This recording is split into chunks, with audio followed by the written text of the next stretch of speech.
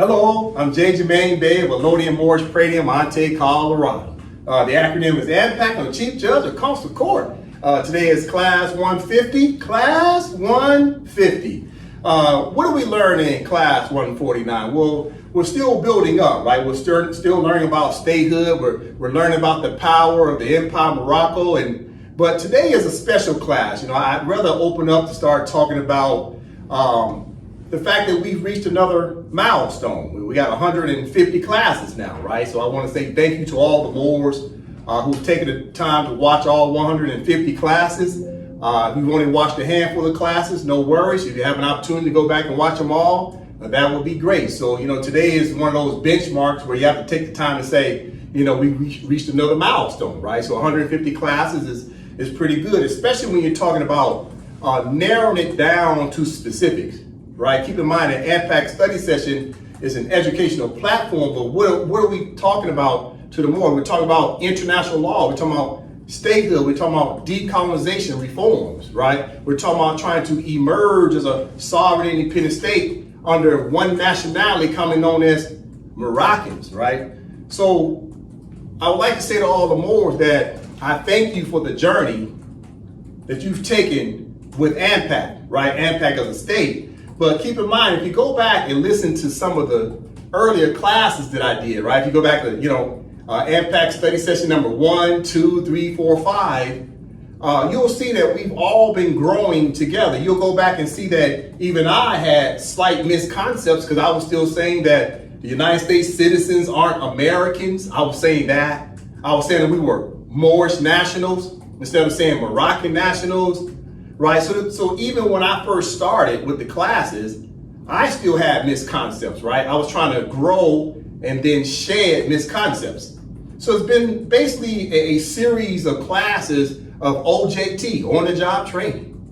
But the remarkable thing is that we've all been on this journey together, learning together. And that's a beautiful thing that we're all in this together. We're uniting to learn as fast as we can to try to deplete our learning curve of misconceptions and trying to replace that with what? The proper concepts, right? And sometimes we make mistakes in terms of what we're presenting, in terms of information, but that's the nature of going back to course correct, right? So I remember when I first started as a human being, I thought I was a black man, right?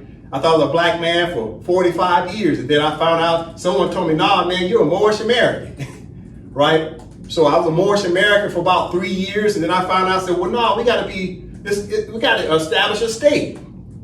So AMPAC established a state on February 28, 2021, when we signed our Constitution, and we immediately started calling ourselves Moorish nationals, right? And then from a Moorish national perspective, we were still hanging on to the Moorish-American concept somewhat. And we have to realize, we're not even Moorish nationals. What is our proper nationality? It is Moroccan, period. So we're Moroccan nationals.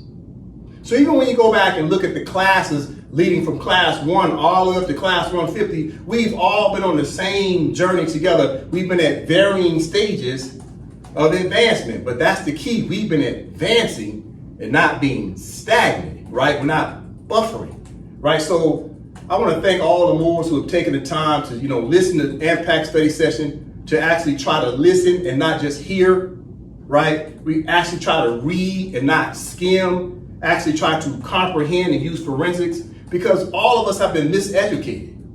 So AMPAC study sessions tried its best to try to help people to unlearn what they've learned and replace it with the proper concepts of international law.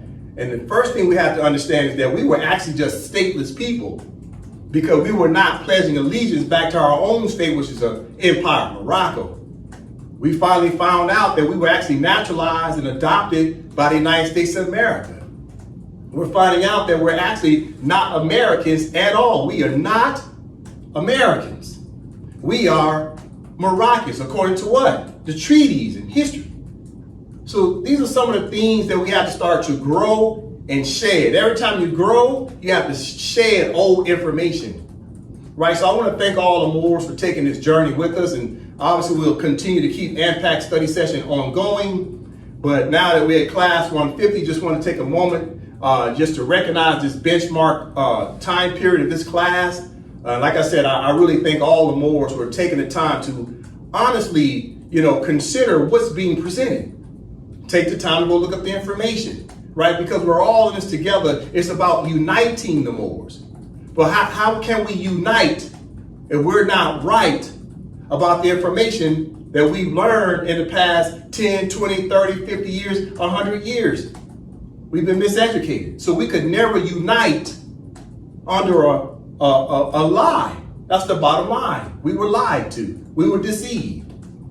And we were trying to uplift all of humanity, unfortunately, from a fraudulent perspective. We were using a wrong identity to refer to ourselves. But I kept hearing Moors say, oh, you got to understand contracts. The Moors love to talk about contracts. But they never understood the fact that the first box in contract law is the parties must be known. And it hurt my heart when I finally realized that the word Moorish-American wasn't even in the dictionary. It hurt my heart to know I was calling myself by a name that didn't even exist in the treaties. The word Moorish-American don't exist nowhere in international correspondence whatsoever. So I too was a Moorish-American, and I too felt as though my nationality was Moorish-American, and I had to do my own research and find out that was miseducation. But what I started to really understand, and we'll talk about today, is the word Moorish-American is basically listed under the phrase called halfway house. I'll talk about that today, the halfway house, right? Now, I know that might sound a little funny because it is, but it's the absolute truth too. We'll talk about this facetious, right?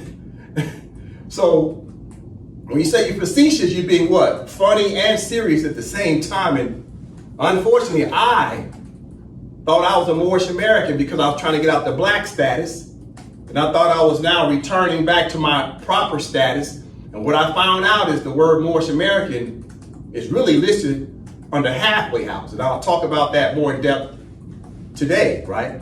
So with that being said, like I said, I want to thank all the Moors. Class 150, man, this is exciting for myself. It's exciting for all the Moors. We're going to continue to teach because we are going to decolonize. We will not, there's going to be no more posturing, no more buffering. The game is over. And the colonists know it. Trust me when I tell you, the colonists know that the Moroccan Moors are checking their proper political boxes in order to decolonize by utilizing the reforms that was already set forth through the Charter of the United Nations. So with that being said about the Charter of the United Nations, let me say this before I go into my class. I want to personally thank Noble Ali, because Noble Ali came to us and he said, we're descendants of who? Moroccans. Noble Ali said we're descendants of Moroccans. Noble Ali never said that we were descendants of Americans. And I have to ask the Moors a question. Why is it that there has been never any other grand sheiks of a temple that were ever assassinated other than Noble Ali? What was it about Noble Ali that caused the federal government to think that Noble Ali needed to be neutralized? It's because he was saying he was Moroccan. And as soon as Noble Ali was assassinated, all the rest of the Moors came out of the temple saying they were what? Americans. And this is why none of the Moorish-American Grand Sheiks have never been neutralized since Noble Ali, because the Grand Sheiks, unfortunately, have turned around and accepted the terms and conditions of being former Moors that are now Americanized and call themselves Americans. And Noble Ali told us that we were Moroccans, and he was 100% correct.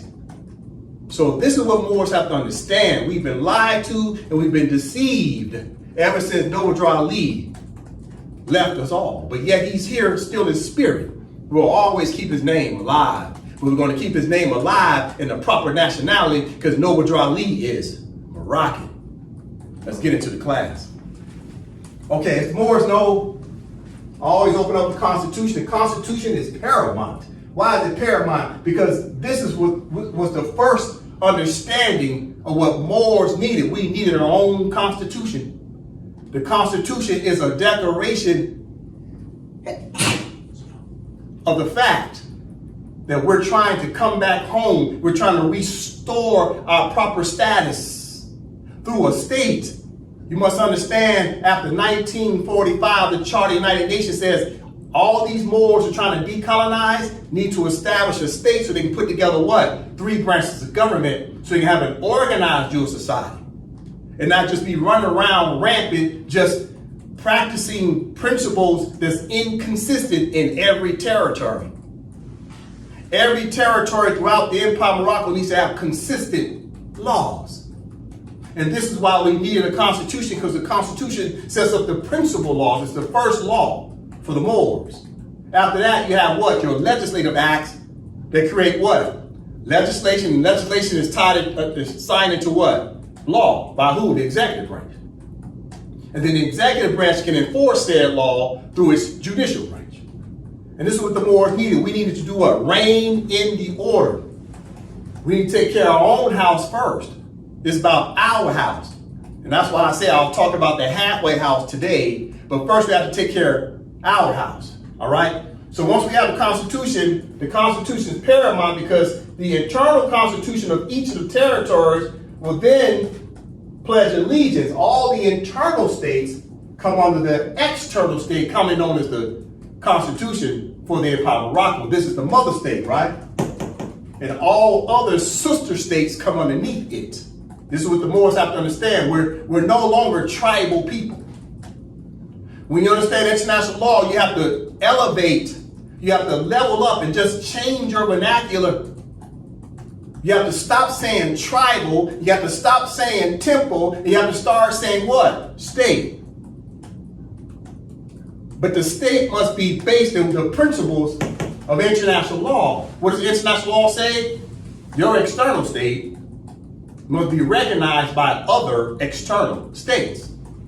And if your external state is not recognized by other states, then chances are your external state does not have full powers and effect. And as the Empire of Morocco, that's the name on the treaties. That is the abstract name, Empire of Morocco. But the only way for the word Empire of Morocco to have full life is that the human beings have to sit back in the seat of the Empire of Morocco. Because the Empire of Morocco can't speak by itself. A state can't speak. It needs the human beings to speak on behalf of it. And that's what we did as Moroccans. The Moors have now started to return to Morocco. They're starting to choose between the entire submission to the laws of what? The Empire of Morocco, that way we could sit in the seats and speak on behalf of the state. And this is why the Moors needed constitutions, because the Constitution allows you to put together your 3 branches of government and start to work on behalf of the state itself. But the Empire of Morocco has always been here. It's an ancient state that was in the absence of a government. And that's the only thing the Moors was missing. What was the second thing that was missing? The proper nationality. How can you say it's the Empire of Morocco, then turn around and call yourself American? It's Morocco. For who? Moroccans. So I have a question for the Moors. Were the Sultans Americans, or were the Sultans Moroccans? Well, obviously the Sultans were Moroccans. Then why the Moors run around saying they're Americans, while simultaneously saying in their 101s or their questionnaire, question 34 says, what is the title of our, right? What is the title of our ruler of Morocco?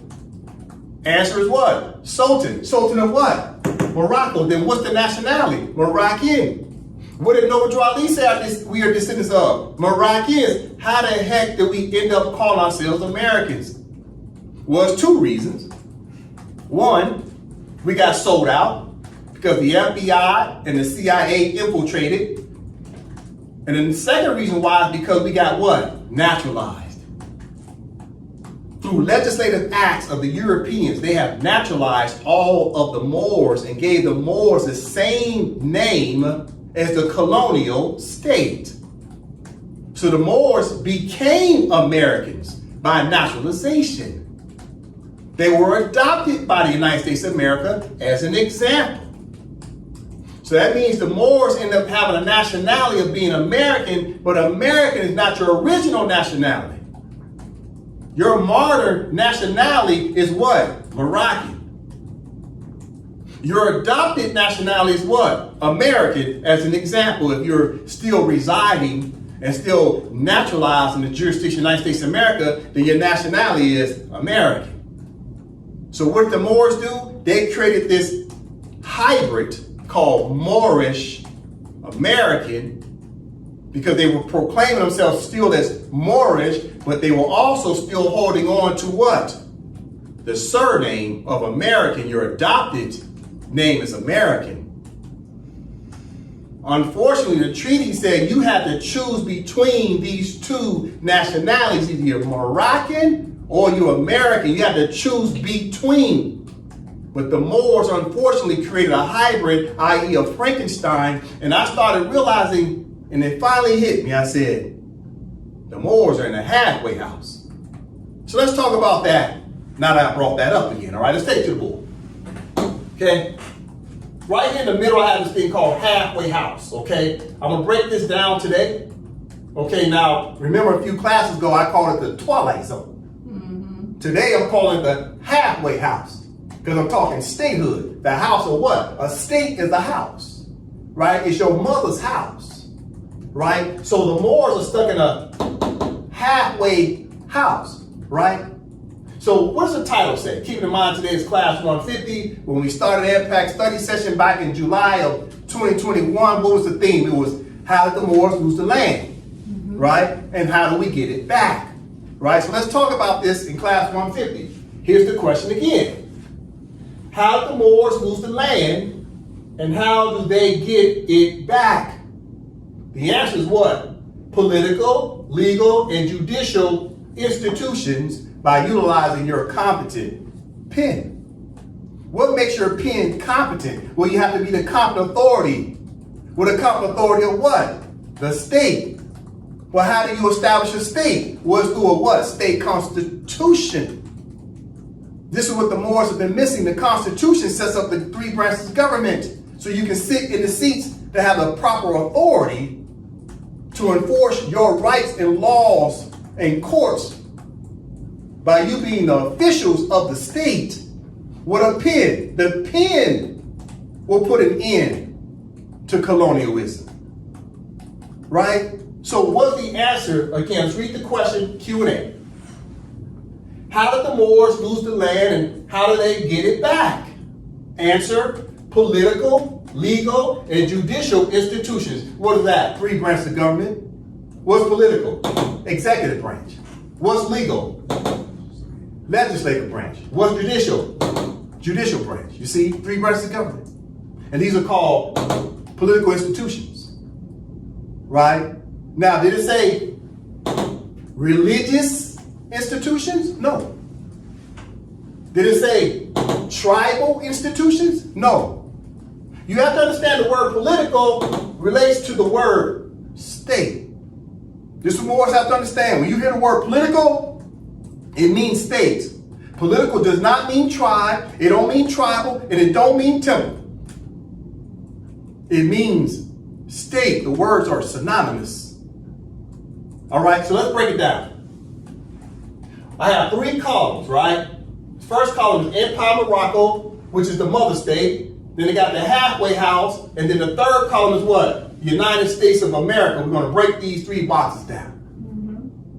Right? So in the Empire Morocco, what's the Empire Morocco? Well, that's a state, right? It's the biological mother state.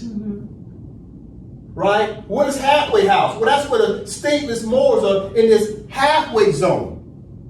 They have left what? United States of America. They're trying to get out of the jurisdiction of United States of America. So what have they done?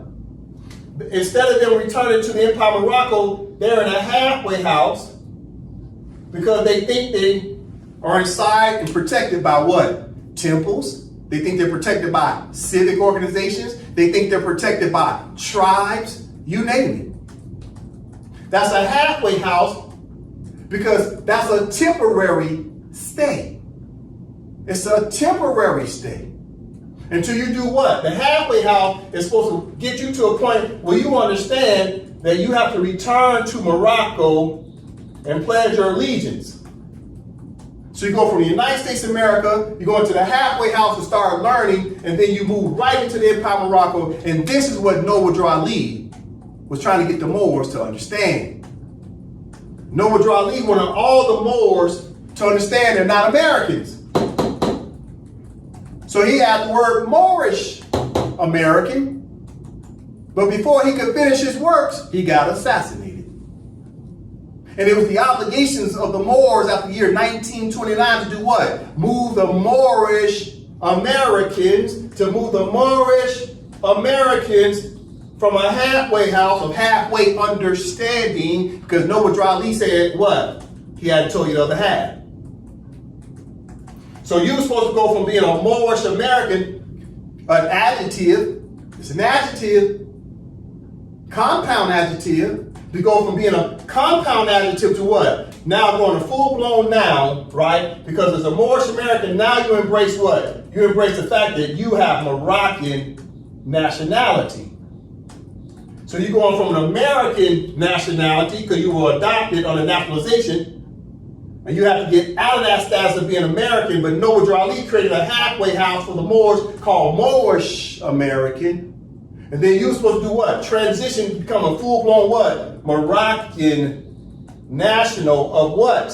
Of what? Your biological mother state. And what's the name of your biological mother state? The Empire of Morocco. And all the Moors are stuck in the halfway house. They call this the woke people. Conscious people, woke people are stuck in the halfway house because they haven't been reading the instructions of international law. International law set up specific reforms. So you got to understand substantive law and procedure law, right? So let's look at these different bulletin points. So in the Empire of Morocco, you got the biological mother state. That's what the Empire of Morocco is. Right? And what's the nationality of our mother? Moroccan. So therefore, she extends nationality to us is what? Moroccan. But what are we utilizing? We're utilizing political repatriation. We are returning, we're repatriating back to what? The states. Once we repatriate and put together the government, we start collecting taxes. Because our Moorish treaties put us in a status, political status, where we can collect taxes from the Europeans according to the treaties. That makes us what? We are in a position of commanding. We command based upon the treaties, because treaties supreme law land. The treaties command you to do things. Law commands. Law doesn't ask, law commands. And the bottom line is, how is it that we can make commands? Is because now we're properly governing over the three branches of government. Political branch, executive branch. The legal branch is what? Legislative branch. And judicial branch is for the judicial branch. These are three institutions that the Moors needed in order for us to govern. Right? So in this column, we got the halfway house of stateless Moors who think they got out of the jurisdiction of the United States, in which they did not. And more specifically, I'm talking about the stateless Moors who call themselves Moorish-American, which is an adjective. Compound adjective is not a noun. That's the reason why they won't put the word Moorish-American in the dictionary, because then everybody will find out that it's an adjective. Right. Then you got down here what? Political stagnation. This is what the halfway house does. You have political stagnation. And then when you get in the halfway house, you immediately start doing what? Demanding what? Reparations. Because you think you're in some different political status, and you're not. You're stateless. And down here, you're buffering because you think you've arrived. And the reality is you're buffering, and this is why you're making all these demands, but you can't make what? Commands. You see what's happening? Who can only make a demand? Who can only make commands? Only the government. The government can make commands because the government creates what? Laws. And enforces it with what? Judicial branch. So over here with the United States of America, all the Moors are what? In the status what? Adopted mother states. The United States of America is the adopted mother state. The United States of America adopted all the Moors under the Naturalization Act. That was confirmed by the Sultan of Morocco in 1880 in the Treaty of Madrid, Article 15. It's a treaty right that the Europeans have a treaty right to adopt the Moors. And the nationality, in this example, the United States of America is American. Who said they're American? Sidi Mohammed, the Sultan of Morocco. He recognized them as Americans. When he recognized them in 1776, they wanted to be called Americans, and he said, I got no problem with that. They didn't want to be called British no more. They started calling themselves American. He granted them the right to call themselves Americans because he knew they was in the land of what? Morocco. And he knew the Moors were what? Moroccans. So he allowed the 13 colonies to call themselves Americans. That's their nationality. The Americans are doing what? They're maintaining what? A political colonization in Morocco. It's a political colonization. What makes it political is because they're maintaining what? Their own what? Political, legal, and judicial institutions, because they themselves have 3 branches of government. So they're maintaining political colonization because they have what? A government. What are the Americans doing? The American citizens. The only thing they're doing is maintaining occupation, meaning jobs. We'll talk about that. Just going down my bulletin points for now. And the Negro, blacks, and coloreds are always in the status of what? Begging. They're always begging. It's commonly known as what? Marching and praying. Black Lives Matter. That's marching and praying. And last but not least, criticizing. Always criticizing the white man. We're going to talk about these things today, okay? So let's talk about it on going across from left to right. So it's about the Empire of Morocco, that's a state. Then the Moors are stuck in a halfway house. Then there's the United States of America, that's also a state, right? So that's the colonial state, and it's your biological mother state. So you got the biological mother state, but the Moors are stateless because they're in the halfway house. That's not a state. It's a temporary state. Then you got the United States of America, it's the adopted mother state. So, okay, let's start over here to the left. What's the nationality? What's Moroccan nationality? But the Moors under the halfway house said they're Moorish-Americans because they still think they're what? Americans. But Noble told everybody it was Moroccans, right? So you got Moroccan over here, American over here, and right in the middle, hybrid. Pure hybrid.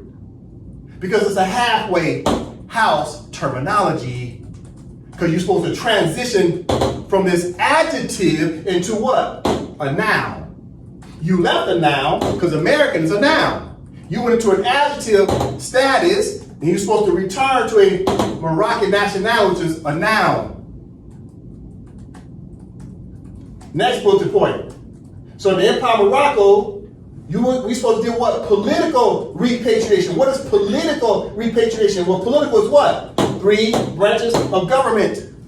Of a what? State. Political means state. Over here is what? Now, on the halfway house for Moorish-American, it's political stagnation because you think you're operating in some political status, but it's a stagnation in the halfway house that does not have the full force of law. It's the twilight zone. And what do we learn about the definition of twilight zone? It's working outside of the law and ethics boundaries. You're outside the boundaries of law and ethics. This is why they call Moorish-Americans what? Domestic terrorists. Sovereign citizens. Because you're operating outside the law of your mother state. Adopted mother state. She's your mother. but she's your adopted mother. Who's your real mother? Empire Morocco, that's your real mother. That's your biological mother. So over here, you're trying to exercise some type of political stagnation because you're stagnant, but still thinking you got some rights because you turn around and you start demanding what? Reparations. Even though you're in the halfway house. You ain't even came back home yet. You can't demand reparations because who gets reparations? Only the what? Nationals of a state. It's a state-on-state compensation. And then down here in the halfway house, because Moorish-American in the halfway house, they start making demands. We demand you to do this. We demand you to do that. Where's your delegation authority orders? This is what Moorish-Americans say. Where's your delegation authority orders? Well, guess what? The United States of America didn't want to show you the Treaty of Madrid of 1880. Article 15 is what gave the United States of America their delegation of authority orders from the Sultan of Morocco to keep Moors naturalized, i.e. adopted as Americans. That's the delegation authority orders. And the Sultan signed the contract on behalf of all of the Moorish subjects. So the Sultan allowed all the Moors to be in what's commonly known as an open adoption, not a closed adoption, but an open adoption. And then over here in the halfway house, the Moorish-Americans are buffering because they're dealing with stagnation, because they don't understand how to return back to their own nation of Morocco and proclaim themselves as Moroccans and get recognized by the state of Morocco, the Empire Morocco. Not the Kingdom of Morocco, but the Empire Morocco. So over here in this third box, what's happening over here? So over here, the Moors, Negro, blacks, and colors, because Moorish-Americans in the halfway house. So over here, you got Negroes, blacks, and colors who call themselves Americans. They're dealing with political colonization because they know they still colonize. You ask the average black person and say, are we still colonized people? They say, yeah. Okay, then why aren't you studying decolonization reforms? You know why they're not? Because they're all trying to do what? Maintain their occupation. All of our people have turned into capitalists. All of us have a capitalist mentality. So therefore, you're focusing on occupation, i.e. your job. You're trying to be an entrepreneur. You're trying to be an investor. All you care about is a big house and a big car. So you're always focusing on your occupation because you think that creates what? Compensation. And you've forgotten that you're colonized people. Which keeps you now in the begging position because you're always begging for jobs. You're begging for rights. You're begging for the cops to keep their knee off your neck. You're always begging and fighting with who? Karen. You're always arguing with Karen. You're in a begging position with Black Lives Matter. Right? And you're always what? Criticizing. Criticizing who? The white man. But you don't know the white man already signed treaties that said that the quote-unquote black man is actually a Moor, and that Moor had an obligation according to treaties to return to his own mother state. And the so-called white man, i.e. the colonist, already signed the contract. He approved. Why did he approve? It's because the Sultan did what? He made a command. He summoned the Europeans and told them, sign the contract. This is what sultans do. Even the Treaty of Peace and Friendship of 1786, if you go back and look at the history, the Sultan did what? He confiscated one of the 13 colony ships.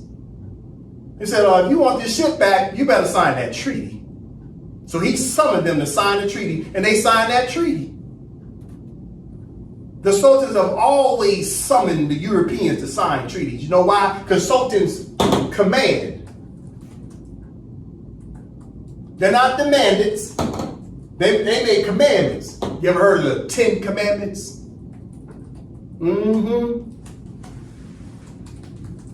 Not the 10 demandants, the 10 commandments. But what are we stuck in? The status of begging. Negroes, blacks, and colors beg. Moorish-Americans demand, and government officials of the Empire of Morocco made commands. You see what's happening here?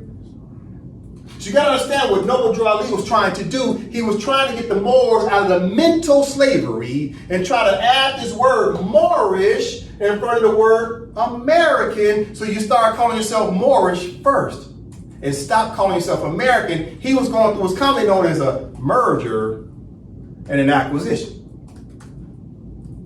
But he knew the Moors suffer from cognitive dissonance. So he had to get you to start saying this word Moorish first. And anybody who's ever looked up the word Moorish in a dictionary, what does it say the 8 parts of speech is? Adjective. Moorish is an adjective. American is what? A noun. But when you add a hyphen in the middle, that hyphen right there creates what? A compound adjective. As soon as you add the hyphen, it changes the use of the term.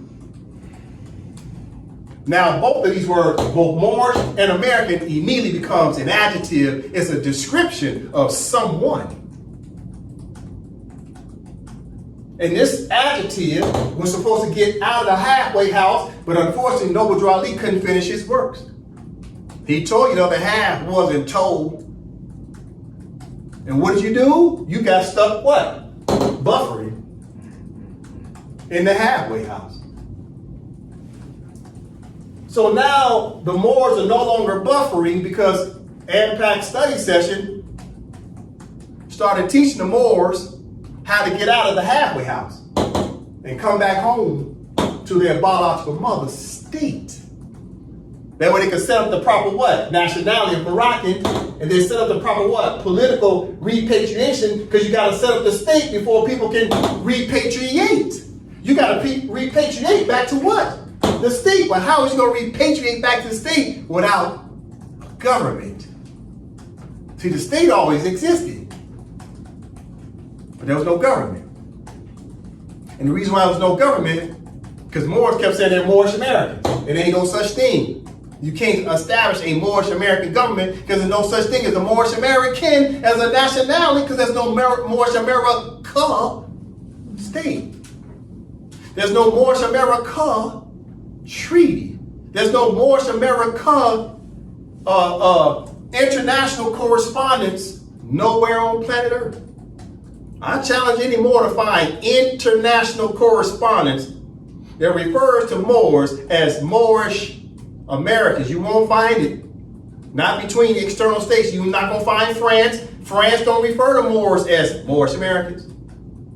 The United States doesn't even refer to the Moors as Moorish-Americans. They don't. So you got to understand why I'm taking my time right here. This is not to consider. When I say halfway house, I know I'm being facetious, right? Being serious and funny at the same time. But the reality is, this is sad. We've been stuck in this status of halfway house for over 100 years. Because the Sultan signed a treaty in 1880 and said the Moors could return to Morocco whenever they wanted. Treaty of Madrid, 1880, Article 15, paragraph 1 said, any subject of Morocco who has been naturalized in a foreign country shall return to Morocco. Then it continues to say what? And choose between the entire submission to the laws of the empire. But how do you submit to the entire laws of the empire when there was no laws? After 1956, there was no Sultan, there was no three branches of government. So how was the Moors supposed to submit to laws when there was no Moroccan law, because there was no Moroccan constitution? Keep in mind, Muhammad V, after 1956, drafted a constitution. I think the final draft came out in 1960. And they put in the full force of effect around the year 1962. So even the king of the Kingdom of Morocco, who used to be Sultan, even he realized he needed a constitution after the year 1945. So even the king of the Kingdom of Morocco, who used to be the Sultan of the Empire of Morocco, even he realized after 1945 that even he needed a constitution. Yeah. So you have to understand, the Moors have been buffering in this halfway house. And you can't sit here and blame Noble Drew Ali because you say, well, Noble Drew Ali said we're Moorish-Americans. It's because he was trying to get you into the halfway house. He was trying to get you out of the house of the United States of America. He was transitioning into a Moorish-American halfway house, right, to acclimate you back into a full-blown Moroccan, because he told you over here that you was what? A descendant of Moroccans. And he said, now that you know that, let's start making the proper steps to return. You see, I'm going backwards, I'm returning. Mm-hmm. It's called what? Back to the future. You got to go back and then to the future. You got to go back and restore. You got to repatriate. Once you repatriate, then you bring it immediately back to the future. What are we repatriating back? To a treaty called 1880. Treaty of Madrid. That's going backwards to a treaty from 1880. What other treaty are we going back to? Act out of Cesar, 1906. We're going back to these treaties to do what? To invoke our treaty rights. We're going back to the Treaty of Peace and Friendship of 1787 and 1836. You're going backwards to it because who wrote the treaties? It was the Sultan of the Empire of Morocco. And once you go back and invoke those treaties, now you can bring it forward into the 21st century. This is what Moors got to understand. We've been miseducated. All right. Listen. Once you have your constitution, you also need a national flag. This is our biological mother's flag. This is her flag. It belongs to her, the Empire of Morocco. And guess who designed it? Moors. No disrespect to Arabs, because the Arabs were the head of state from around the 700s, really 600s. And a sultan in the year 1915 created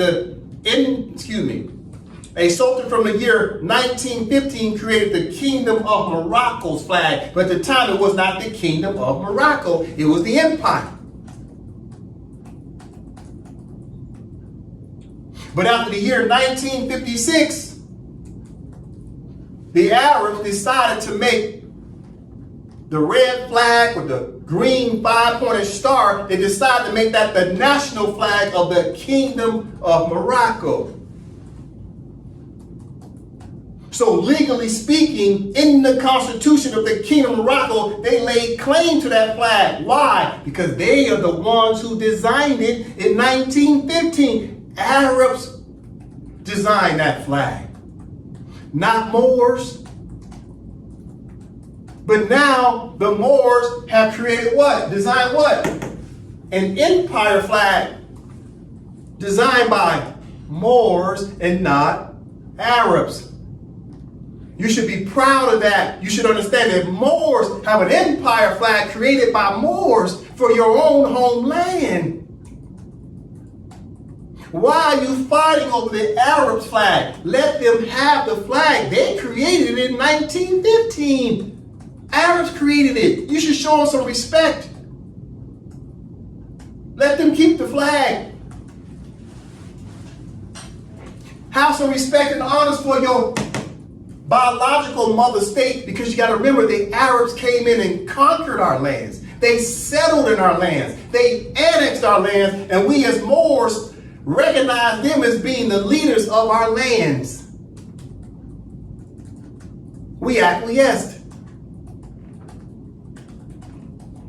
The Arabs will tell you in a minute, they're not the indigenous people of the land. You can look at their constitutions. and they already are recognizing other tribes as being the indigenous people. Arabs are not trying to say they're indigenous. However, they are operating as the sovereign because they control what? The external, political, legal, and judicial institutions. That's why. But this flag right here, it was created by Moors, copper-colored people. Let's move on. What do I have up here? It's the rights of indigenous people, right? United Nations Declaration on the Rights of Indigenous People, right? Why am I pulling this up? Because we talked about how the Moors lose the land and how they get it back. Well, the Rights of Indigenous People gives you the answer to the test. Article 5. Article 5 tells the Moors in sequential order what they need to know. Brother Joseph? Rights of Indigenous People, Article 5. Indigenous people have the right to maintain and strengthen their distinct political, legal, economic, social, and cultural institutions, while retaining their right to participate fully, if they so choose, in the political, economic, social, and cultural life of the state. You see that? So what's the first word on these 5 principles? What's the 5 principles? Political, legal, economic, social, and cultural what? Institutions. So what are they trying to tell the Moors they needed first? Political reforms. That's what? The administration, that's the executive branch, i.e. the state, because the government represents the state. Then you set up what? Legal. What's that? Legislative branch. What should have came third right here? Judicial.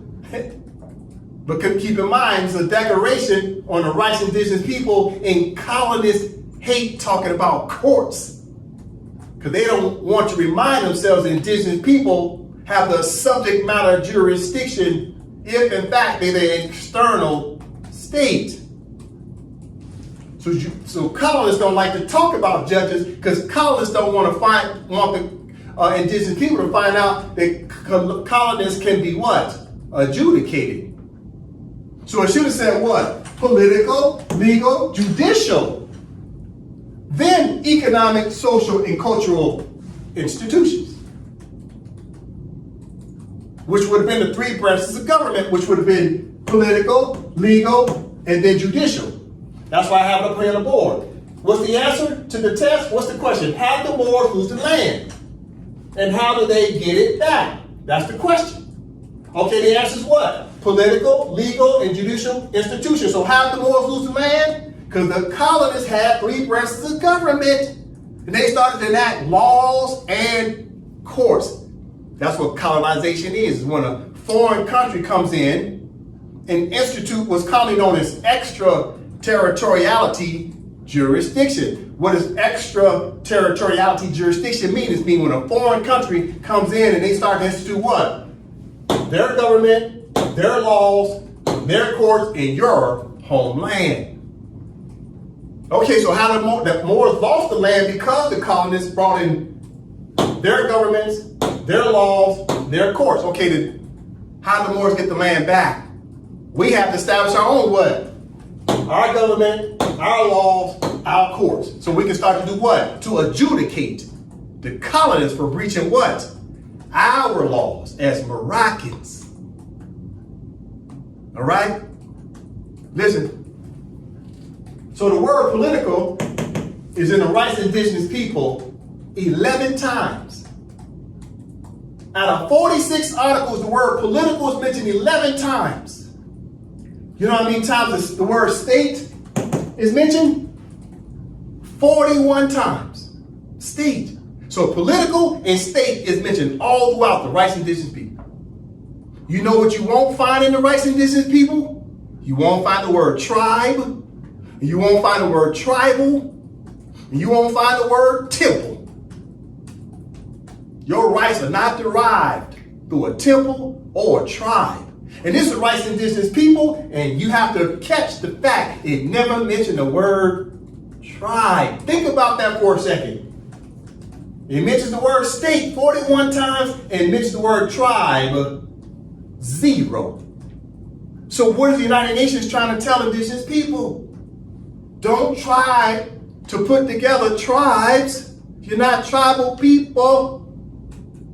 You have to do what? You have to become a what? A civilized nation to establish what? A state.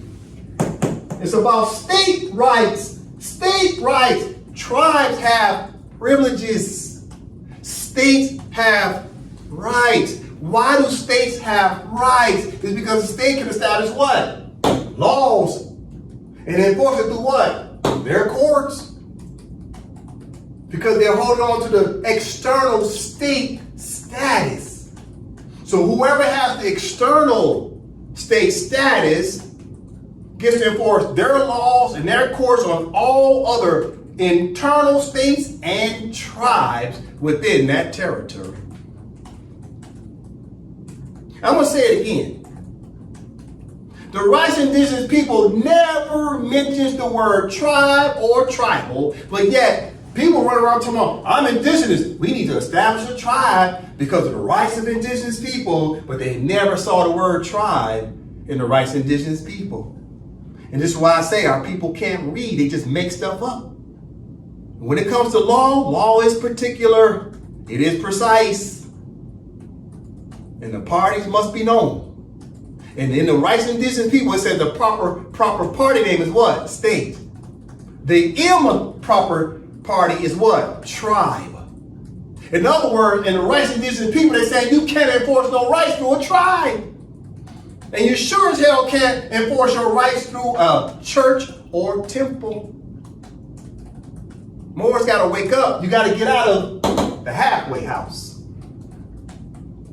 You got to come back to what? A state. What type of state? Political state. What makes it political? Because it's a state where the government also has the legislative branch and judicial branch. This is too easy. They put the answer right in front of your face. Political. Listen, we're going to talk about political today. I'm going to take my time. I meant to show you this. What's the definition of halfway house? Joseph? Halfway house. Noun. 1. A place to stop midway on a journey. B. A halfway place in progression. Pause. Read it again. 1. A place to stop midway on a journey. B. A halfway place in a progression. So you were supposed to stop what? Temporarily, right? It says what? A place to stop midway on a journey. It says a halfway place in progression. You're supposed to do what? Proceed. You're supposed to proceed from being American, and then you stop at the halfway house, which is a halfway journey. It's a journey to a final destination. You're supposed to proceed over to what? Follow the instructions of the Treaty of Madrid and return to Morocco. And the Moors got stuck in the twilight zone, i.e. the halfway house. Why? Because of the leadership. You know what the Moors ran around and said? No Naturalization gave you everything to save a nation. So they took the word everything and took it in a strict sense and said, there ain't nothing left to do. It's all been done. Really? Really? So now you just stopped your own journey and started doing what? Buffering. I'm going to ask again, why do you think they assassinated Noble Drew Ali? Is it because he was saying he's Moroccan? Or did they assassinate Noble Drew Ali because he was saying he was American? They assassinated because he was saying he was Moroccan. This is what Moors got to understand. And then after 1929, they came out with Resolution 75 of 1933 and said all the Moors were what? Former Moors, and now they're what? Americanized. The great sellout. And the only thing Noble tried to do is get you to understand he put you in the halfway house to get you to get back to your proper nationality, to return to Morocco, because that's a treaty obligation. It's not a matter of, I think I will. check this out. All right, listen. Treaty of Madrid, 1880, Article 15. Listen, it said you have to choose between. It said you have to choose between. You have to choose between the entire submission to the laws of the empire, what? Morocco. So that means you have to choose between what? Door number 1 or door number 2. But the Moors created what? A door number 3. They've been buffering ever since. It said choose between. Choose between what? United States of America, remain naturalized, or come back and return to Morocco. It never said anything about you buffering in the halfway house. You're supposed to understand halfway house means what? Joseph from the top. Halfway house. Noun. 1. A place to stop midway on a journey. B. A halfway place in progression. Right. So you're supposed to continue your journey from here to here to here. See what's happening? We've been sold out. Don't blame this on Noble. You got to blame it on Moors after the year 1929. We didn't continue the journey that Noble Drew Ali started. Oh, but we're going to finish it now. Now we're well on our way. This vehicle is no longer off-road disabled. We're not buffering anymore. We're going to move on. Listen, we're going to talk politics. Taking my time, it's past 1:50. What do I have up here? This is the expatriation document of 1906. All the Moors know about it. The question is, did they read it? The Moors told me about the expatriation document in the year 2018 and 2019. So I went and downloaded it. I went to page 459 and 460 as instructed. And I've never heard of Moors talking about any other pages other than page 459 and 460 that talked about Morocco. But there's more to this document than just reading about Morocco. But we're going to go to Moore's favorite page before I start breaking down the rest of the science of what I want to talk about today. Just a moment. The Moors are familiar with this document. Okay, Nova from the top.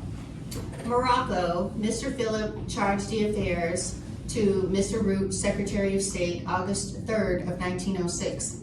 American Legation, Tangier, August 3rd of 1906. Sir, there are strictly speaking no Moroccan laws relating to citizenship of Moorish subjects in Morocco.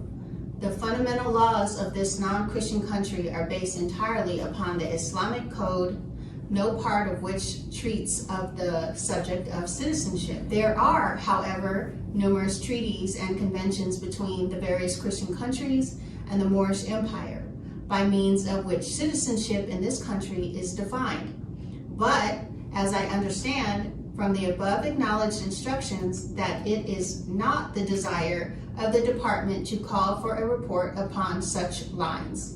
I will therefore confine those remarks to general conditions existing, which may possibly be of some use in connection with the information desired. 1. Citizenship in Morocco may be said to be governed by the laws pertaining to the same in other countries, with the exception that all persons residing in Morocco who cannot prove foreign citizenship or protections are considered ipso jure as Moorish subjects. 2 and 3. Moorish subjects lost their nationality only by becoming naturalized in or protected by another country having treaty relations with the Moorish Empire. It was established by the Convention of Madrid, concluded of July 3rd of 1880 as follows. Article 15. Any subject of Morocco who has been naturalized in a foreign country and who shall return to Morocco shall, after having remained for a length of time equal to that which shall have been regularly necessary for him to obtain such naturalization, choose between entire submission to the laws of the empire and the obligation to quit Morocco unless it shall be proved that his naturalization in a foreign country was obtained with the consent of the government of Morocco.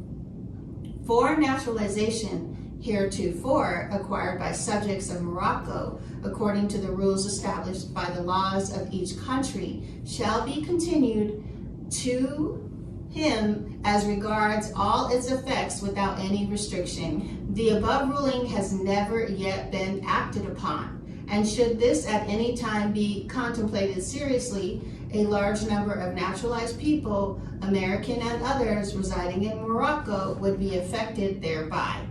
4 and 5.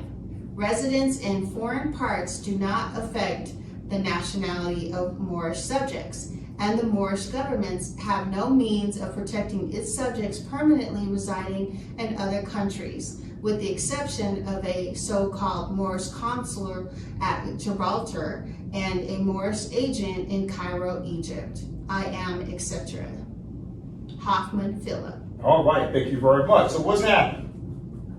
So when you go back up and you start understanding in part 1, it says citizenship in Morocco, so they talk about Morocco, may be said to be governed by the laws pertaining to the same in other countries. So they know that the Moors have been naturalized because all the countries have been signing bilateral and multilateral treaties with the Sultan in order to allow the Moors to be naturalized.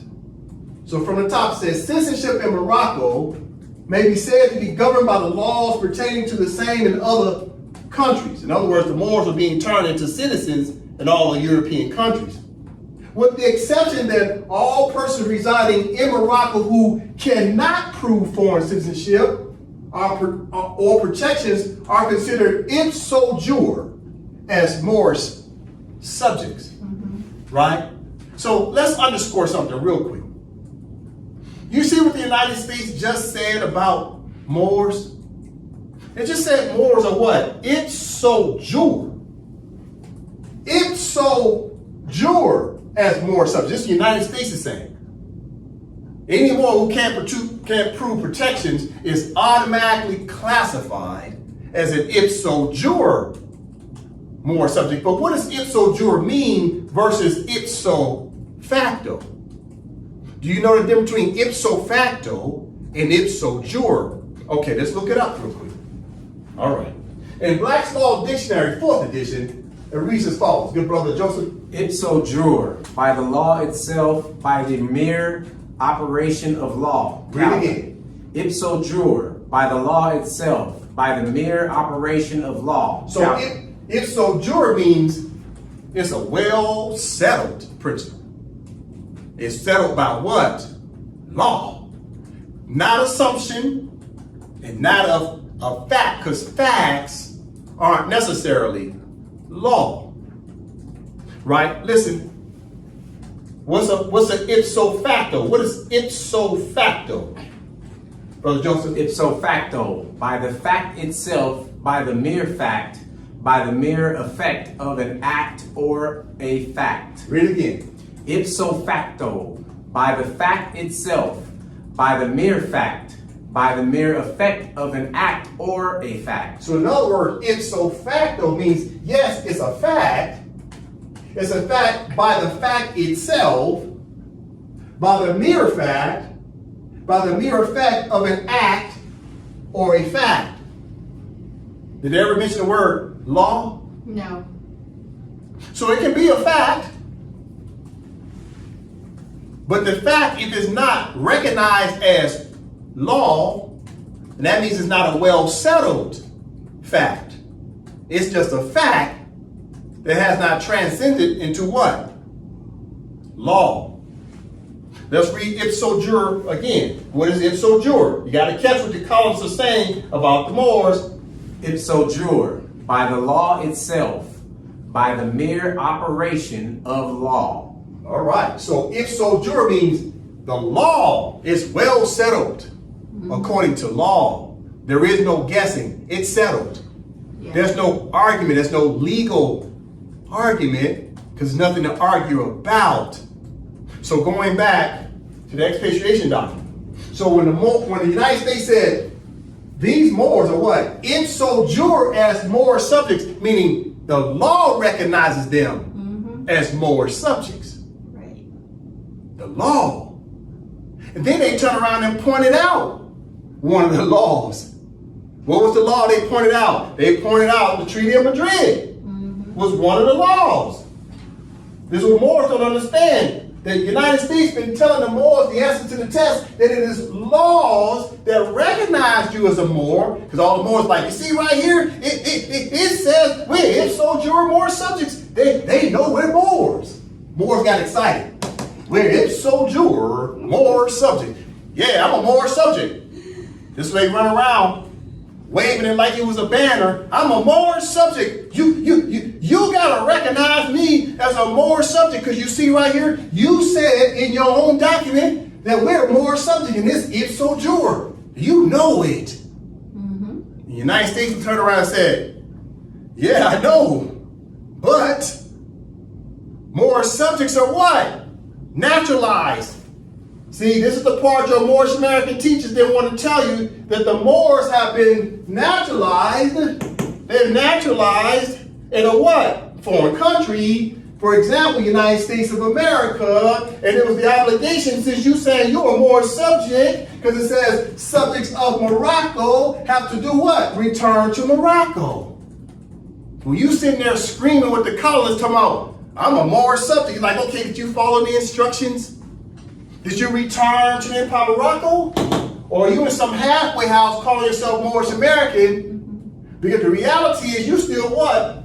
Recognize the naturalized American under the Naturalization Act.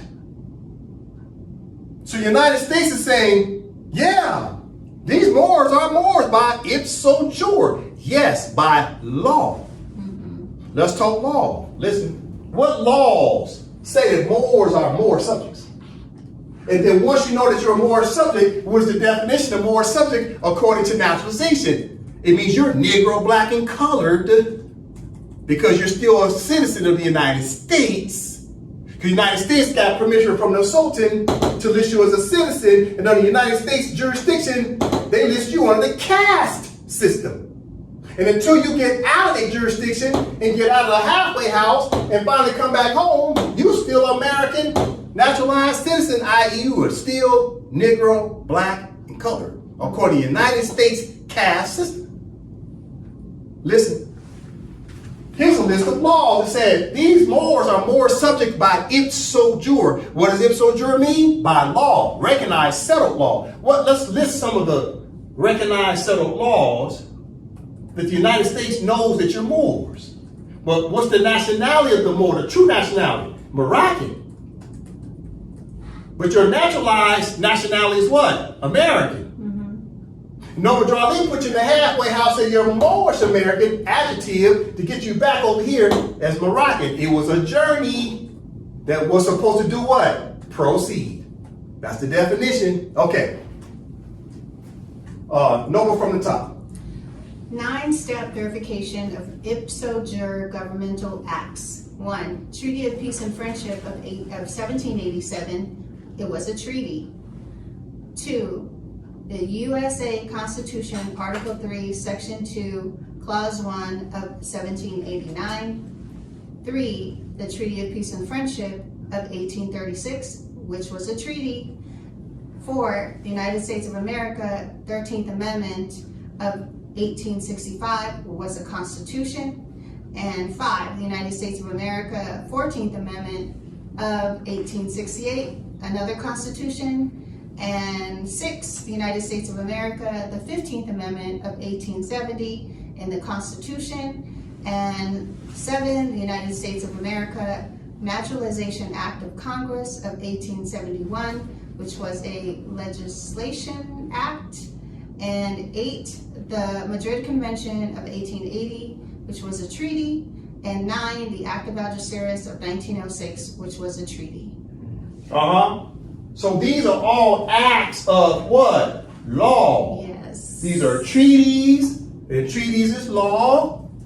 These were constitutional amendments, and the Constitution is law. Then there was a legislative act from the House members of the United States of America in 1870 called the Naturalization Act. All of these are ipso jure. What does ipso jure mean? It's well settled law.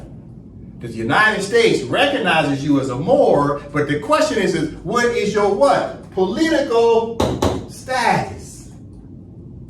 Is your political status still colonized? Or is your political status in stagnation because you're in the halfway house, i.e. a sovereign citizen? Or is your political status about repatriation back to your biological mother state according to the treaty obligations to return to Morocco? The United States, when they use the word ipso jure, right, in the expatriation document, as soon as they start telling you that you're an ipso jure Moorish subject, your grand sheik should have told you that by law, you're recognized as a Moorish subject, but also by law, the Moorish subjects are all what? Naturalized. Naturalized. Where? In a foreign country, under the foreign country's what? Jurisdiction. Another word for jurisdiction is all the Moors came under what? The executive branch, legislative branch, and judicial branch of the United States of America. And the Sultan signed that contract. Listen. Right here, section 2 and 3. It says the Moorish subjects lost their nationality. Okay, then what was the Moorish nationality before they became what? Americans. Before they became Americans, because they were naturalized to become Americans, because they used to be Moroccans, now they call themselves Moorish-Americans. But you understand that Moorish means Moor, but Moor is abbreviation for what? Moroccan. So we lost, section 2 and 3, Moorish subjects lost their nationality. Then they tell you, how did you lose your nationality? What did they say? Moorish subjects, section 2 and 3, Moorish subjects lost their nationality only by becoming naturalized. They tell you the answer to the test. Then they tell you what law naturalized you, and this is why the Moorish-American Grand Sheiks don't read Article 15 out loud to none of the Moors. I challenge Taj Tariq Bey to read Article 15 of Treaty of Madrid out loud. You notice Taj never reads it? I've been telling Taj to read it out loud for 3 years. He ain't read it yet. Ras Mariah Bey of Army Bay Publications hasn't read it yet. Cujo Eel won't read it out loud. All these people never want to read the Treaty of Madrid, Article 15, out loud to you.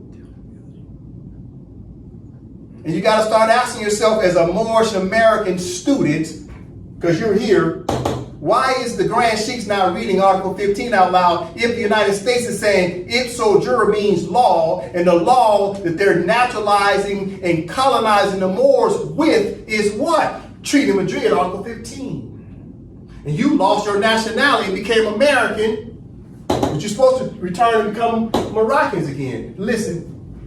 All right, let's talk naturalization. I'm still in the 1906 expatriation document. Chapter 6 is called Naturalization by Treaty. The Moors were naturalized. Why? How? How were the Moors naturalized? By treaty. Who signed the treaty? The Sultan. It was a contract. So in the year 1906, the United States is talking about the naturalization treaty. Which naturalization treaty are they talking about? The Treaty of Madrid of 1880, Article 15, that has specific express language about naturalization of who? Moorish subjects.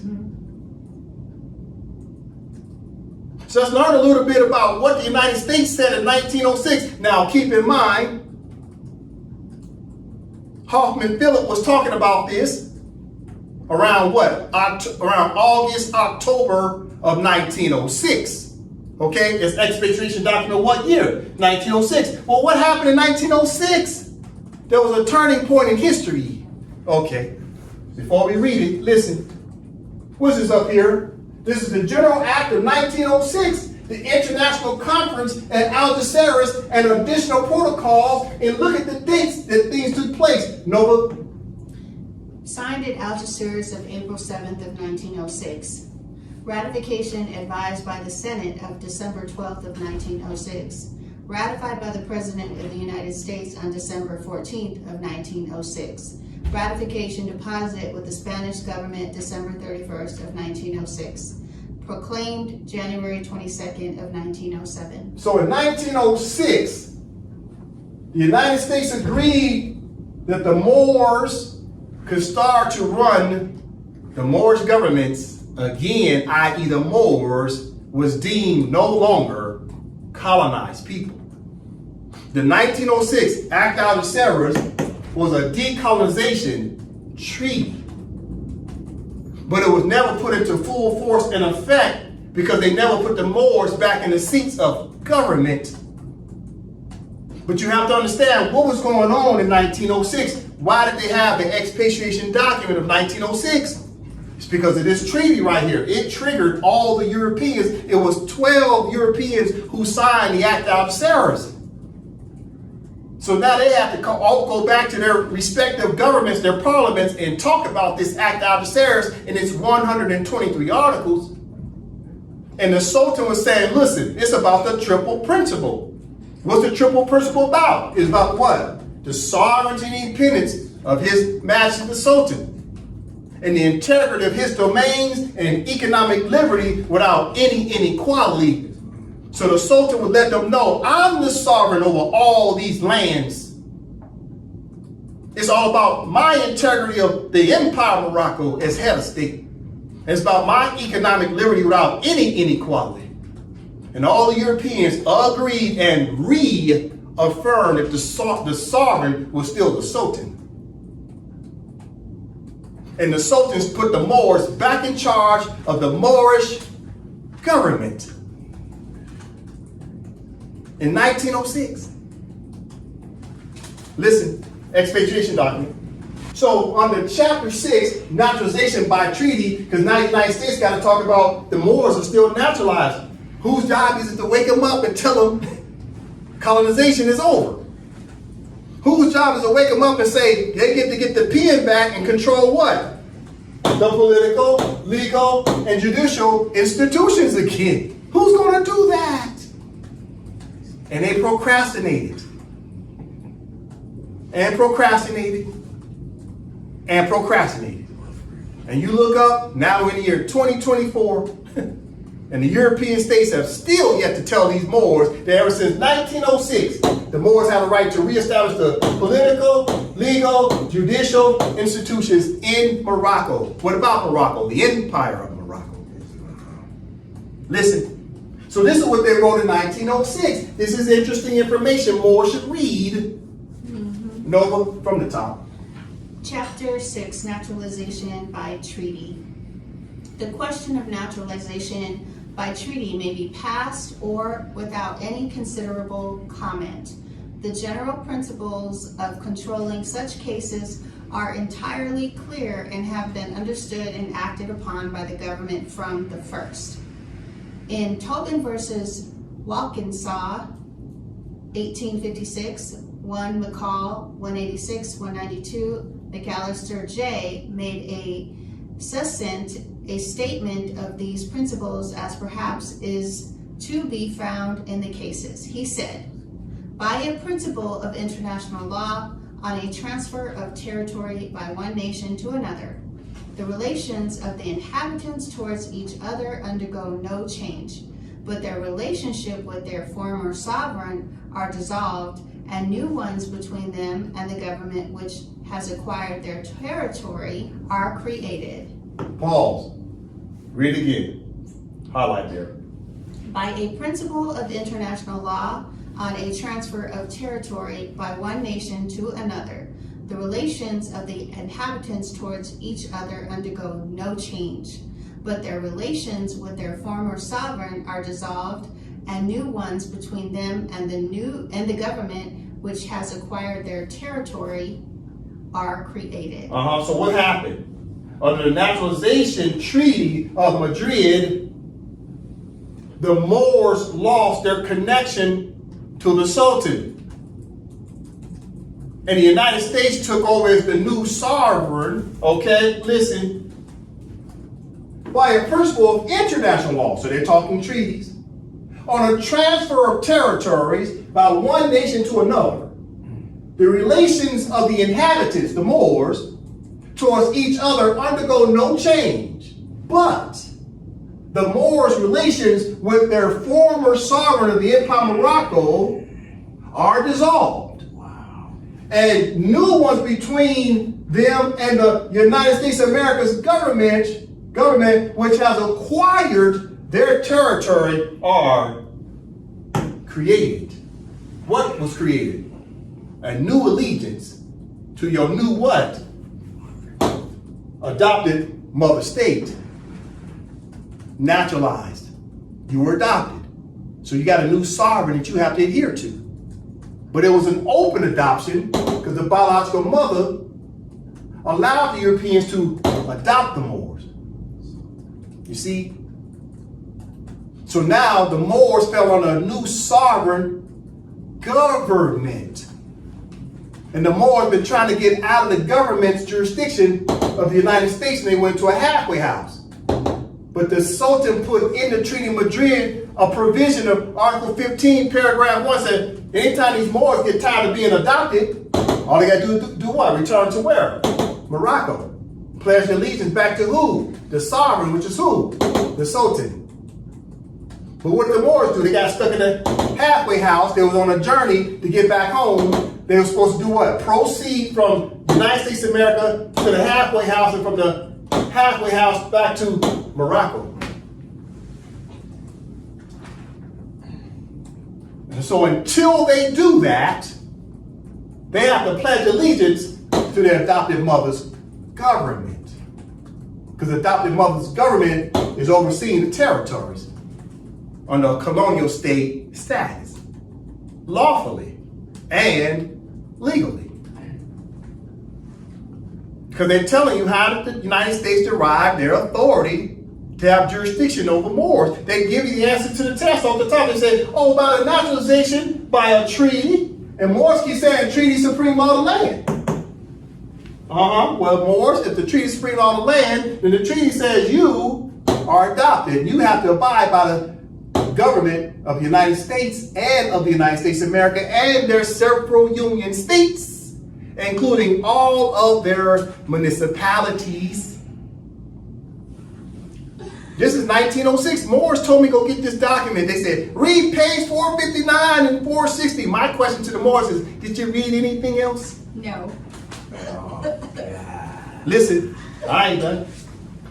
All right, let's continue. It's going to get interesting. It's going to get interesting. It's going to get interesting. Here we go. No from here. The same act which transferred their territory transfers to allegiance of those who remain in it, and the law which may be denominated political is changed. Pause, read again.